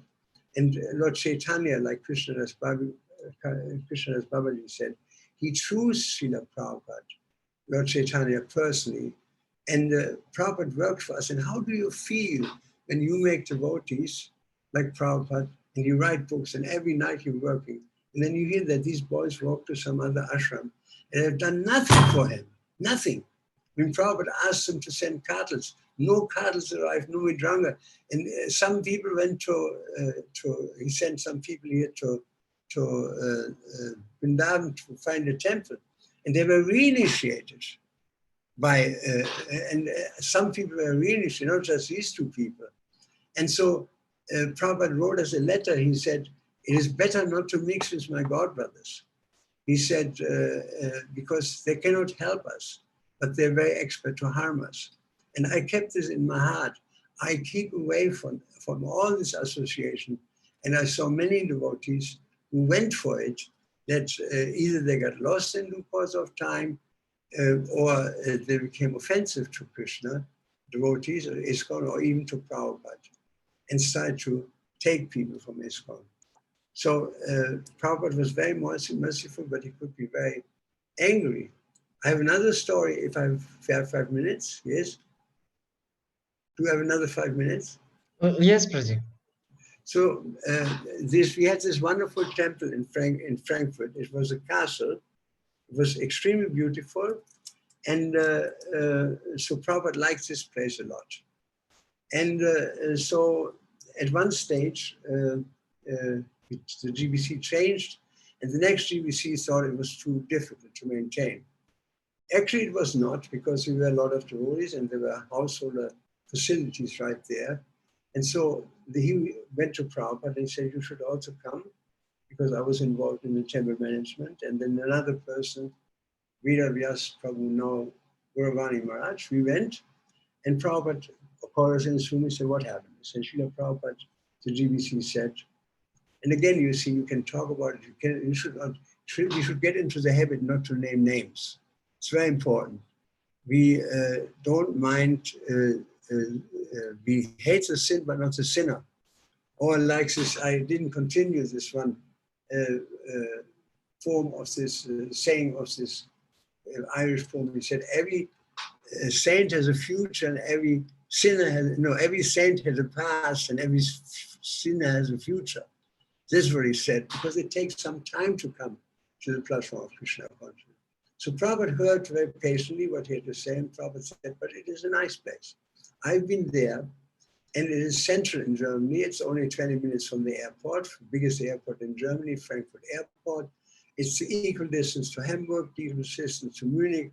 It's ideal. From here, the devotees can travel and come back. And that's what we did. We traveled during the week all over Germany. Every weekend we came back. We had a tremendous kirtan, huge prasadam, and then we would drive out again. We had 22 Sankirtan vans at that time. And Germany was actually, we were actually the top distributors at that time in the world. And so the GBC went on talking, said, but there's this, and one and that. And Prabhupada always said, but on the other side, you know. So then at one time, we felt that Prabhupada didn't say anymore because he was fed up. And he looked at us, there was a silence there, and then he spoke into the silence. It was unbelievable. He said, and even if your child has been born deaf and blind, then he screamed, he became red in his face. It doesn't mean you kill it. It was so loud, he was like a tiger, you know. It doesn't mean you kill it. And he said, no, Srila Prabhupada, he said, don't kill it, you know. And then he said very peacefully, he said, you know, develop it. He said, don't become rolling stones that you go from one situation into the next. And that's exactly what happened. The temple was given up. And so we went from one situation to another situation, into another place, into another farm that was given up, another place. I mean, we became rolling stones, like Prabhupada said. It is better to stay in one place and develop it. You know, set some moss on, like a stone who sits always in the same place in a tree. He sets some moss on this green stuff, you know. He gathers moss.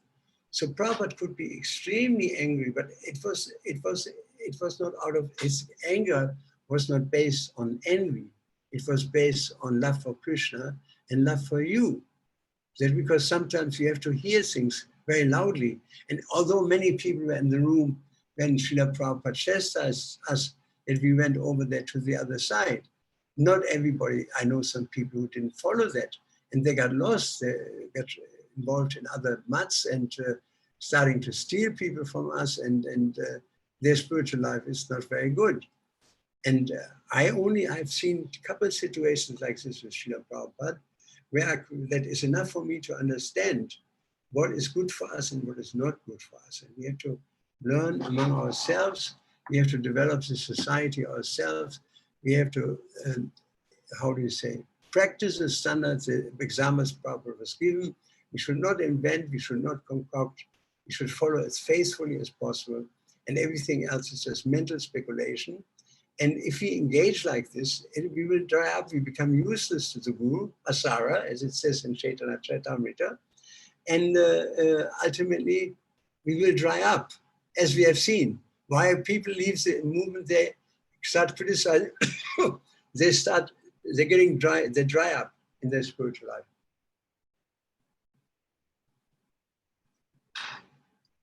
So we have to learn this. There are many things I could say about the last days of Prabhupada, because I was there quite often. And it was heartbreaking when Prabhupada left. The last thing he said, he was already, I saw my brother die, I saw my father die, it's coming to the end, this song. And so all of a sudden he lifted his hand. It was very peaceful. My hand is a little trembling because I'm an old man, but his hand was completely peaceful. And he said it took about 10 minutes. 10 minutes, sometime, he said, everything moving, and then he stopped. He said, and non-moving, and he stopped. He said, there's nothing but Krishna. That this consciousness is called Krishna consciousness. That was the last thing Prabhupada actually said. This consciousness called Krishna consciousness, because he could see Krishna everywhere. Vasudeva Swamiti, Samahatma Sudulabha. The self-realized soul sees Vasudeva, Krishna everywhere. So he saw Krishna everywhere, and even if I stepped on his heel, I'm sure he perceived it, that Krishna is put him into the situation so that he could react to it in a perfect way, which he did, So Prabhupada was an incredible person. You cannot compare it with anybody of his other. I think there are some devotees who were extraordinary, like Krishnadas Babaji was unbelievable. When he died, when he left his body, the doctor came 2 hours later, examined the body, and he could hear in his heart. He put the stethoscope here, and he heard, I said to the other, would come here. And he heard in the heart the Hare Krishna mantra, Hare Krishna, Krishna Krishna, Hare Hare, Hare Rama, Rama Rama. It's 2 hours after he was dead. The Hare Krishna mantra was still vibrating in his heart, because that's all Krishnadas Babaji did.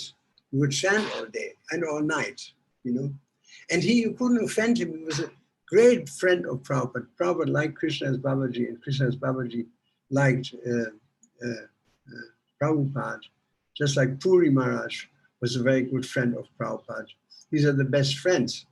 And so when Puri Maharaj when this Baba, when he would chant, he would cry. We saw he would go in a corner and he would cry. Tears were pouring down his things. And he loved Prabhupada and Prabhupada loved him. They were very good friends together. And so when Krishnadas, he used also to sometimes cook for the devotees. His prasadam, his khichdi was so excellent. And we asked him, how do you spice? And Yamuna was saying, he said he didn't put any spicy in it. It is just little salt, that's all. So well, it tastes good. He said, well, that's his bhakti. Krishna accepted it, So his cooking was extraordinary. He had no ingredients, factory speaking, didn't use any kind of spices, but just cooked in love, rice and dal with some vegetables and a little salt, that was all. And it was a feast, it was incredible. He was a pure devotee and Prabhupada was a pure devotee, and so they had great love and trust for each other. And so there are many examples like this, how Prabhupada, he was not angry for himself. You could not offend him, even if he put your lens on his eye. Prabhupada didn't care. I saw it with my own eyes. But when a devotee was treated badly, Prabhupada became very angry. The next day it was in a maiden, I think it was in some big festival in Calcutta, I think, in a panel, and the Naxalites were there, the communists were there. And the devotees had kirtan. Prabhupada said on the Vyasa-san, let the kirtan, devotees were jumping. And one Naxalite pulled the dhoti of a devotee and tried to pull him down. So Prabhupada saw him, he was playing cards, he stood up and he swung his cards on the head of this guy, and the guy had a crack of blood coming out, you know. Prabhupada became so angry because he protected his devotee. He protected Krishna. For Krishna, Prabhupada could become very angry. And if somebody, the devotee was mistreated, Prabhupada became very angry. He didn't like that. His envy was based on love. We should understand this. Because he knew he had to become angry, otherwise we would not, we are so sick, we wouldn't understand it, you know. So, I mean, I didn't prepare for any more, but there are quite a lot of things that happened over the years. One little story more. One story more. Yes, Prabhuji. Okay, Prabhupada came from, it was in France, on the France farm, Numayapur. And Prabhupada came from New York. Early in the morning, he took a bath and immediately he came for darshan and to give a class. He didn't sleep a moment. And so immediately he started preaching, and the Vyasa-san was gigantic. It was something like 3 meters wide, like an aircraft carrier almost. And Prabhupada he sat in one corner of this Vyasa-san. There was one of these round pillars or whatever you call it, that you can lean on. So Prabhupada leaned on this pillar, and I saw he was yawning. So after some time, he put his feet on the Vyasa-san, and he was preaching, and then he leaned on that pillar like this, and then he stretched completely out and had his head on the pillar, and then he fell asleep. And everybody said, quiet, Prabhupada is sleeping. It was incredible. He was sleeping right in front of us. And we waited for 5 minutes, and all of a sudden Prabhupada said, and Krishna says in Bhagavad Gita, he continues the lecture. It was wonderful. How Prabhupada was, he needed a rest because he didn't take any rest, and he just took a little rest and he continued his preaching. So at the end of the lecture, there was one devotee who stood up and said, Srila Prabhupada, one devotee said that you said in Los Angeles this and that. And Prabhupada said, really? Did I say that? Who said? He said, well, such and such. Prabhupada said, well, you know, it never happened. And then he said, and I found this very funny because I always said in front of him, he said, coming out of his mouth, he said, there are many Srila Prabhupada said this and said, Srila Prabhupada said that, but Prabhupada never said it. You know, it was kind of very sweet how he said that, you know. And these are kind of things. I remember he came to London, and we were at that time very big Sankirtan devotees, and he said, don't let them take shower, immediately come, I want to talk to them. So we came and sat down, and Prabhupada asked, what is the most important verse? And somehow I was reading with my Bhakta, with the other Bhakta, the Chaitanya Charitamrita. And so we both spoke at the same time. Yada Degata Ka Krishna Upadesh. Wherever you go, you preach. And Prabhupada said, yes, that is actually the most important verse. And he said, but what does it mean, Krishna Upadesh?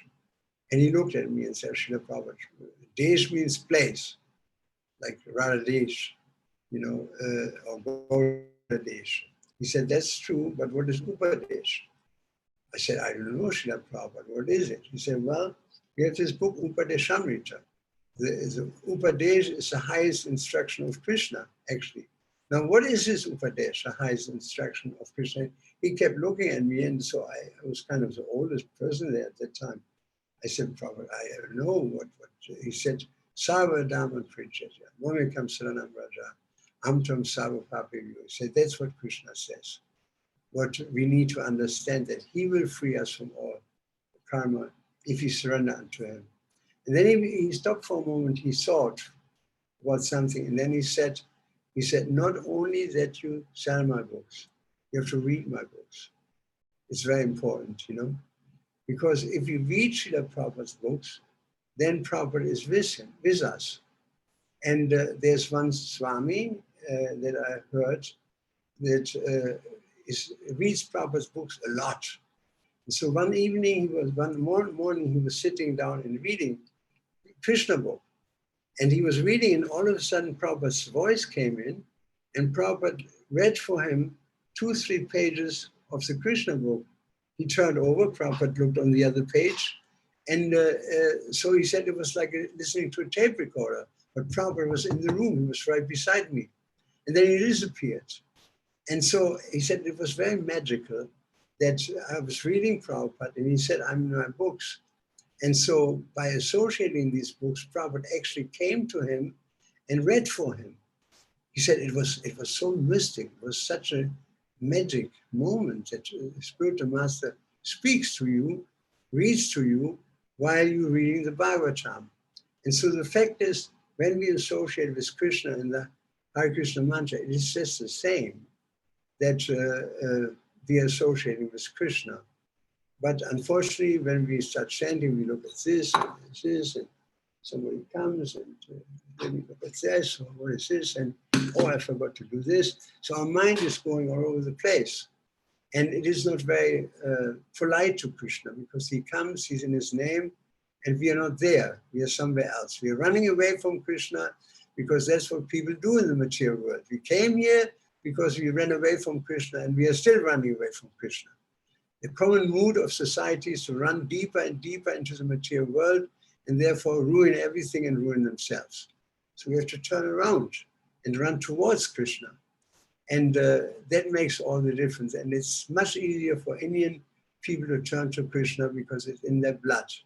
I can see that. I mean, I've seen beautiful kirtans among Indian devotees. They can sing all night. I mean, it's amazing the tapasya that Indian people can perform. I mean, they sit in a sumo with 40 people on way to Badrinath.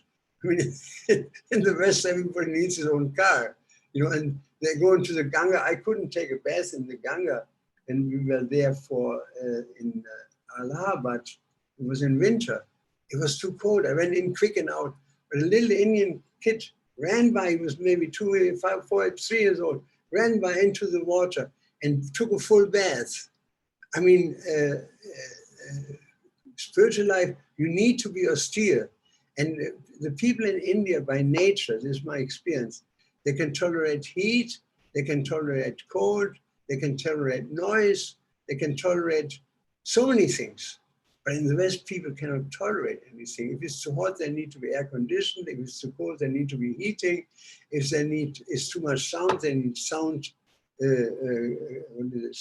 covering headphones, and so on and so on. They need machines, because in the West, people are not tolerant, and they go away if things don't go their way. So India is a great country for spiritual life. Whoever is born in India, he's in a very fortunate position to become successful in one life, because Krishna is in the blood of this country. And Krishna doesn't come to New York. He doesn't descend in Rio de Janeiro or in Melbourne. He always comes to India. So it is great for me to talk to you. Yeah. Anytime you want me to talk, just let me know. Yeah. This is what I do. I preach since now 45 years or something. It's my life, actually. And so ask you questions. You can write me questions, actually, on Facebook, or not on Facebook, on WhatsApp. Then I can speak a sound chat, which is easy. I mean, today I had a conversation with one devotee I've not seen for 10 years, and this lady really needed support. I found out she was married, which is very good. She found finally a husband who's a vegetarian. He also is a devotee. And so we talked I had to talk to her for 1 hour, maybe 1.5 hours. And because she did a lot of work for me in the past. And so now if I would have had to write all this down, I would have to write for 3 days, 4 days even, and she also. This is so easy. WhatsApp is so ideal. You can just make a soundtrack, you know, and you can have a conversation. You can send him. He picks up the soundtrack whenever he wants. He thinks about it, makes his mind, and then he sends a soundtrack. So this media of the internet can be a great media if you use it right. You know, we can. I mean, there are hundreds of people we can talk to, we can serve, and I will send you a whole bunch of things more, like this prayer, Nityananda Valutandur, so important prayer.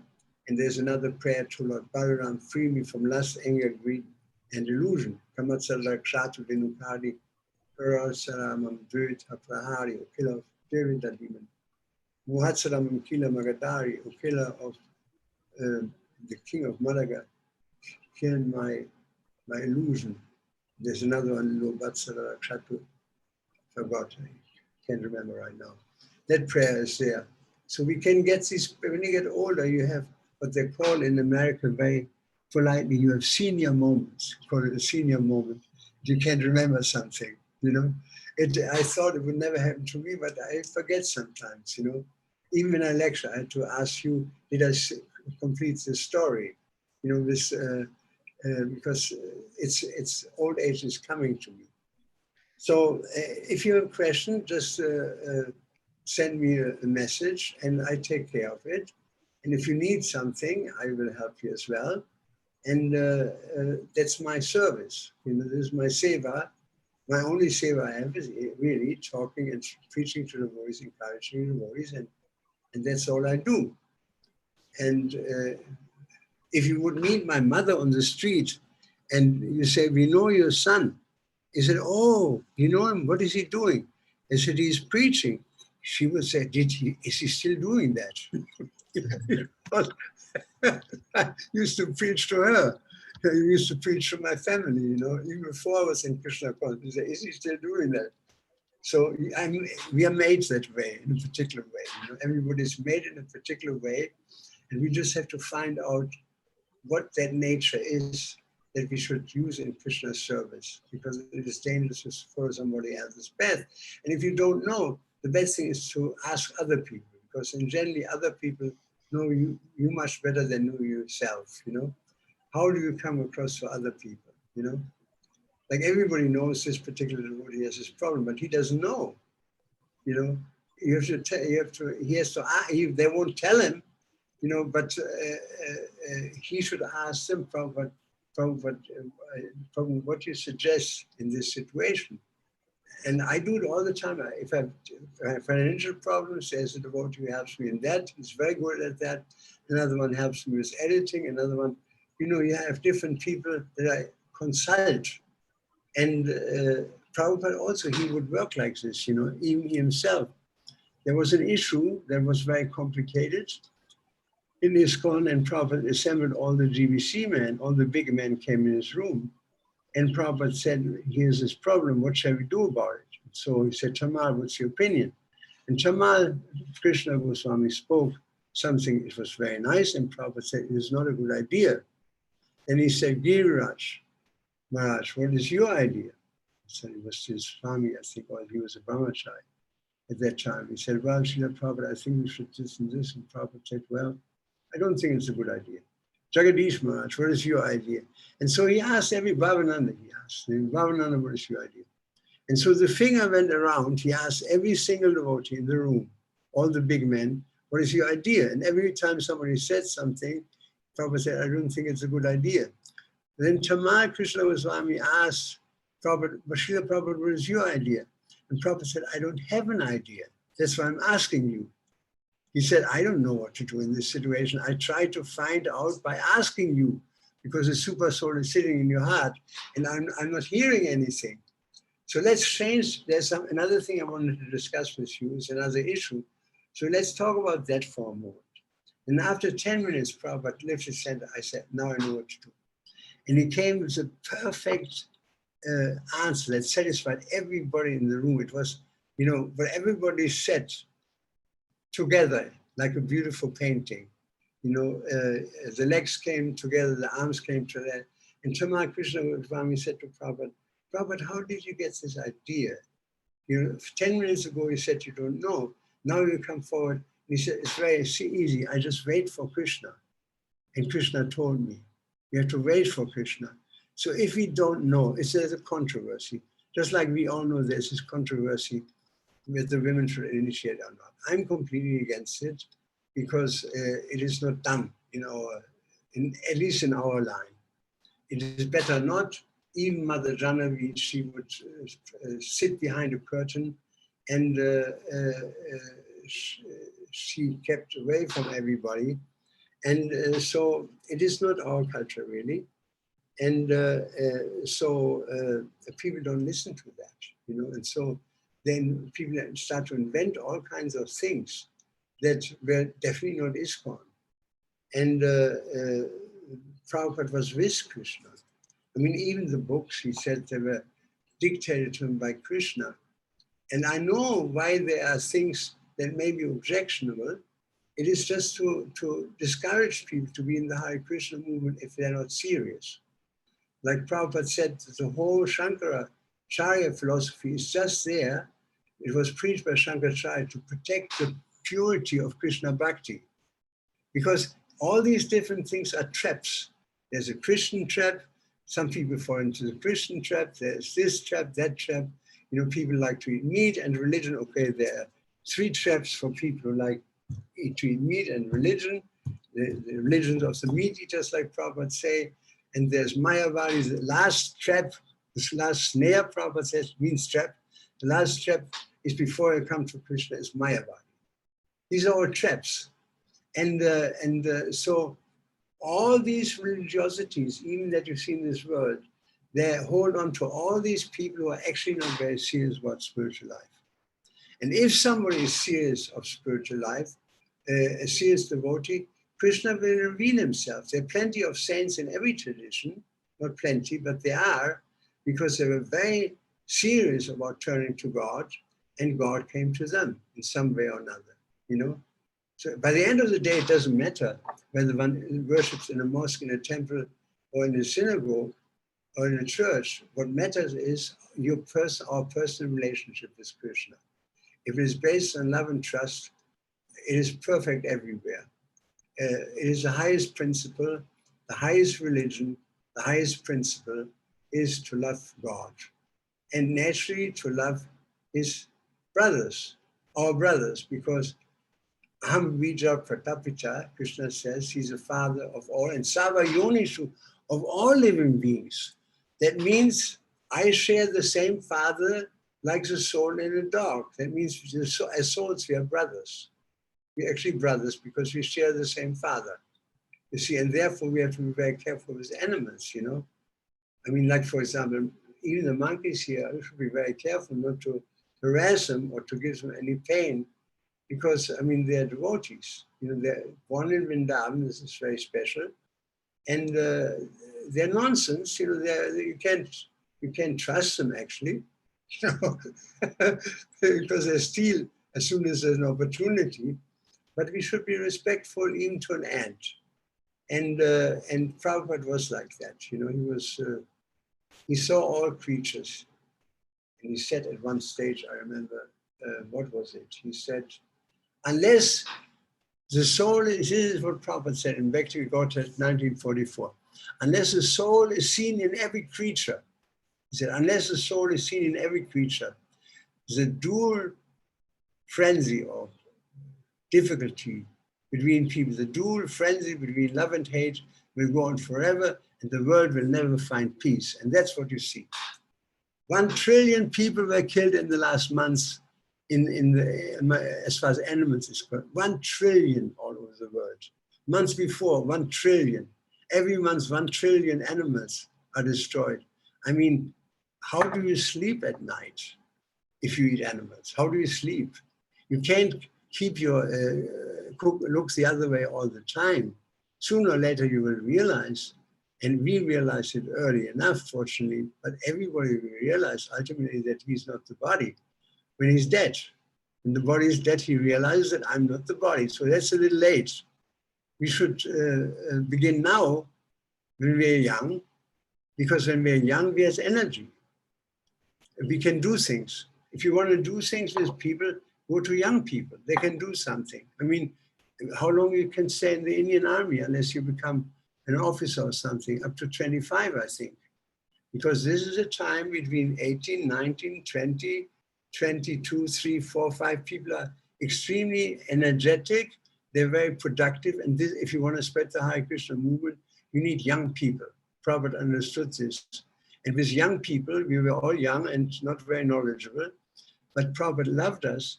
And he would cook huge feasts for everybody in New York.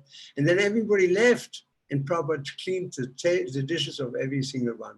And then he went to bed at 2 o'clock. I mean, Prabhupada was such a wonderful person, and he never told us, actually. He had to stand in line to take a shower even. Prabhupada didn't say the word till somebody said, but Srila Prabhupada, is this actually okay? He said, well, it is actually not okay, but what can I do? Since you asked me, it is better that I take shower first, because after all, I'm your spiritual master.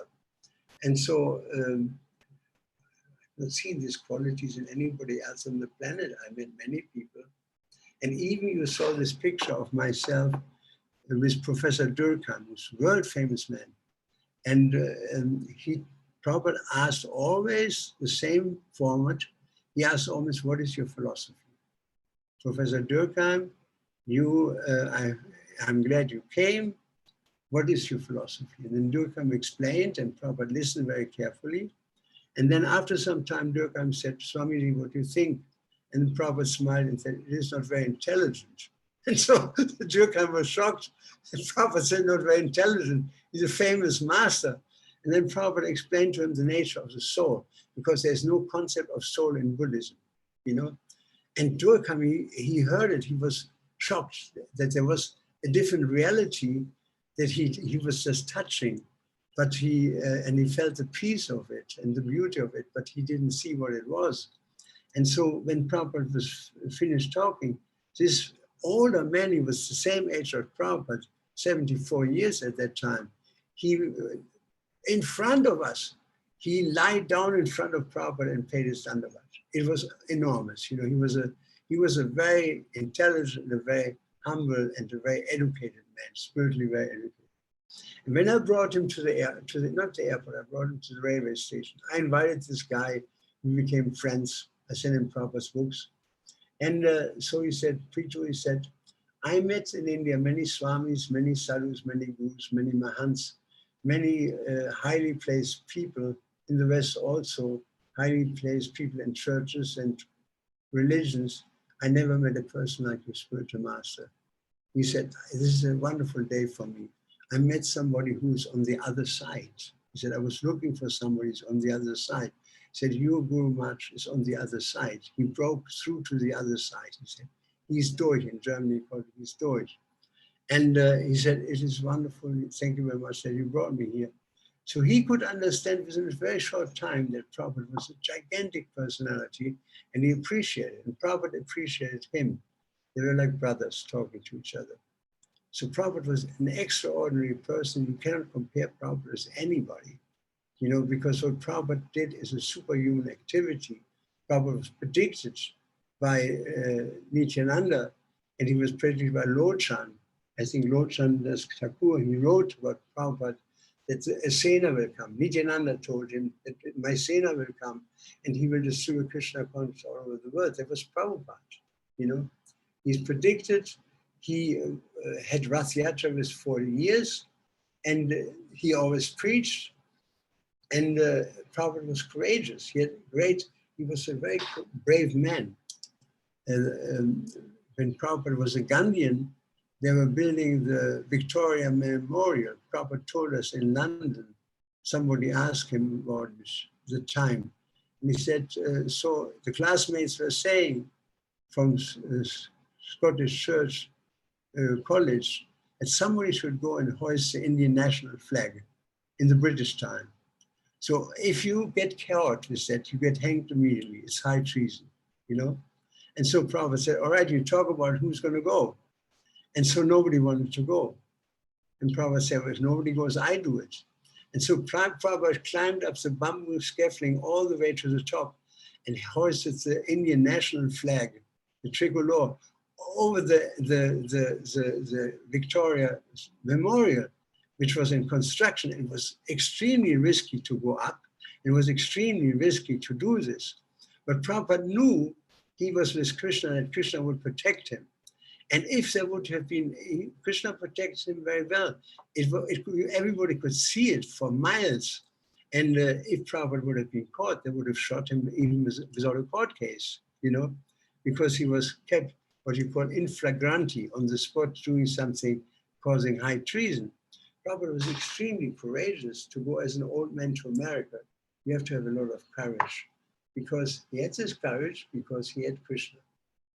So we have to take Krishna from chanting, from hearing, associate with devotees as much as possible, and serve devotees, see how we can help. If something is imperfect, let's make it perfect. If somebody is not doing well, let's help him to do well. If somebody cannot do something, let's help him to do something. We should always look for opportunities to praise devotees when he does something good, and to help him if something is less good. Then devotees will never leave, because if things based on love and trust, people will never leave this movement. So I thank you so much, Prabhu. It was a pleasure talking to you. I hope it was nice, you learned something. And anytime you wish to talk to me, well, I'm on the internet. I have an email also. You can send me an email or you can talk WhatsApp. And I always wanted to come to Ujjain when Bhakti Charu Swami was there, but I never made it. Actually, you know, I wanted to come. He invited me actually to come, and it never happened. And I was shocked when I heard that he left. It was shocking. I actually had to cry, because it was so unexpected, you know, that I saw in Mayapur last year. Was it last year? I think so. This year, I think. Was it this year? He came to Mayapur, isn't it? Yeah. Yeah, it was this year, you know. So we saw us in this year, and then I came to Vrindavan, and then this COVID came, the Corona, and many devotees in our temple have Corona. I mean, we have 25 cases of Corona in this temple. It just takes one brahmachari who came from Mayapur, where a lot of devotees have Corona, and he infected the whole temple. And in London also, one devotee came from abroad, and he infected the whole Bhaktivedanta Manor. Everybody had Corona, and 6, 8 old people, all the old people died, life members. People have been given donations to ISKCON for half a century. Many of them died because young people don't see it, and young people don't take it serious. They don't take the Corona is a very dangerous disease, you know, for people who are weak, where their immune system is down, for them, and we have to take care of old people, that we don't give them an infection because they will die, and we are guilty of them when we infect them. So be very careful with this coronavirus. Hare Krishna. Hare Krishna, thank you very much. I think we are way over time, isn't it? No, Prabhuji, actually, it was quite late for you. You told you go for bed around 9, and now you're extending till 9:40. Sorry to make you extend, Prabhuji. I couldn't stop. You know, once I started talking, I can't stop. And I know I see some devotees here. Sundar Damoda is there, Nilada Vadukul is there, and Premavata is there. I see my foolish face. And so there are many devotees probably who listen to this lecture. In the chat are 8, as I see on the screen, but there must be a lot of devotees outside at home or so, or listen to this lecture. And I say hello to all of you. It was wonderful talking, and I see you again. I wish you all the best. Krishna loves you, and may he bless you more and more. And ultimately, of course, the best wish I can have for you is that you may all go back to Godhead. And when you do go back to Godhead, then ask some other devotee, let's get this Prithu also. He's sitting there in the material world. Let's get him back to the spiritual world. You can do this for me. Srila Prabhupada ki jai. Jai. Oh, Premananda Hari Bol. Hare Hare Bol. Hare Krishna, Krishna Krishna Krishna, Krishna Hare Hare Hare Hare Hare Ram, Ram Ram Hare Ram, Ram Ram Ram Ram Hare Hare Hare Hare Krishna, Hare Krishna Hare Krishna, Krishna Krishna Krishna Hare Hare Hare Ram, Hare Ram Ram Hare Ram, Ram Ram Hare Krishna, Hare Krishna Krishna. Hare Krishna Krishna Krishna Hare Hare Hare Ram Ram Ram Hare Hare. His Grace Prithu Prabhu ki jai. Jagadguru Srila Prabhupada ki jai. Lord Premanande Hare Hare Bol. Hare Krishna Prabhuji. Thank you very much. I thank you. It takes two to tango. You know, if the audience is nice, the speaker can speak. If there's no audience, I cannot give a lecture to the wall. It's impossible, you know. So I look at your faces during this lecturing. I always see what people's reactions are, because it's important for me to see how people are taking it. And it would be good next time if you have more people being on the screen, you know. Yeah. It's very important for me to see the faces of people, how people are reacting to the lecture. Then it's kind of feedback for me. And if there's a translator, he should always Vasudev Sutta is there. Hi Krishna Prabhu. Hare Krishna. Then, so it's nice to see a devotee like this. You know, I can talk to people personally. And when there's a translator, the translator has to be on the screen, because sometimes I don't stop talking and he has to lift his hand. So I know that I have to allow him to translate. So thank you very much. God bless you all. It was wonderful. And maybe after the Corona, I make it down there to Ujjain. I always wanted to go, but it never happened really. Srila Prabhupada ki jai. Bye bye. Hare Krishna. Hare Krishna Prabhuji. Thank you very much.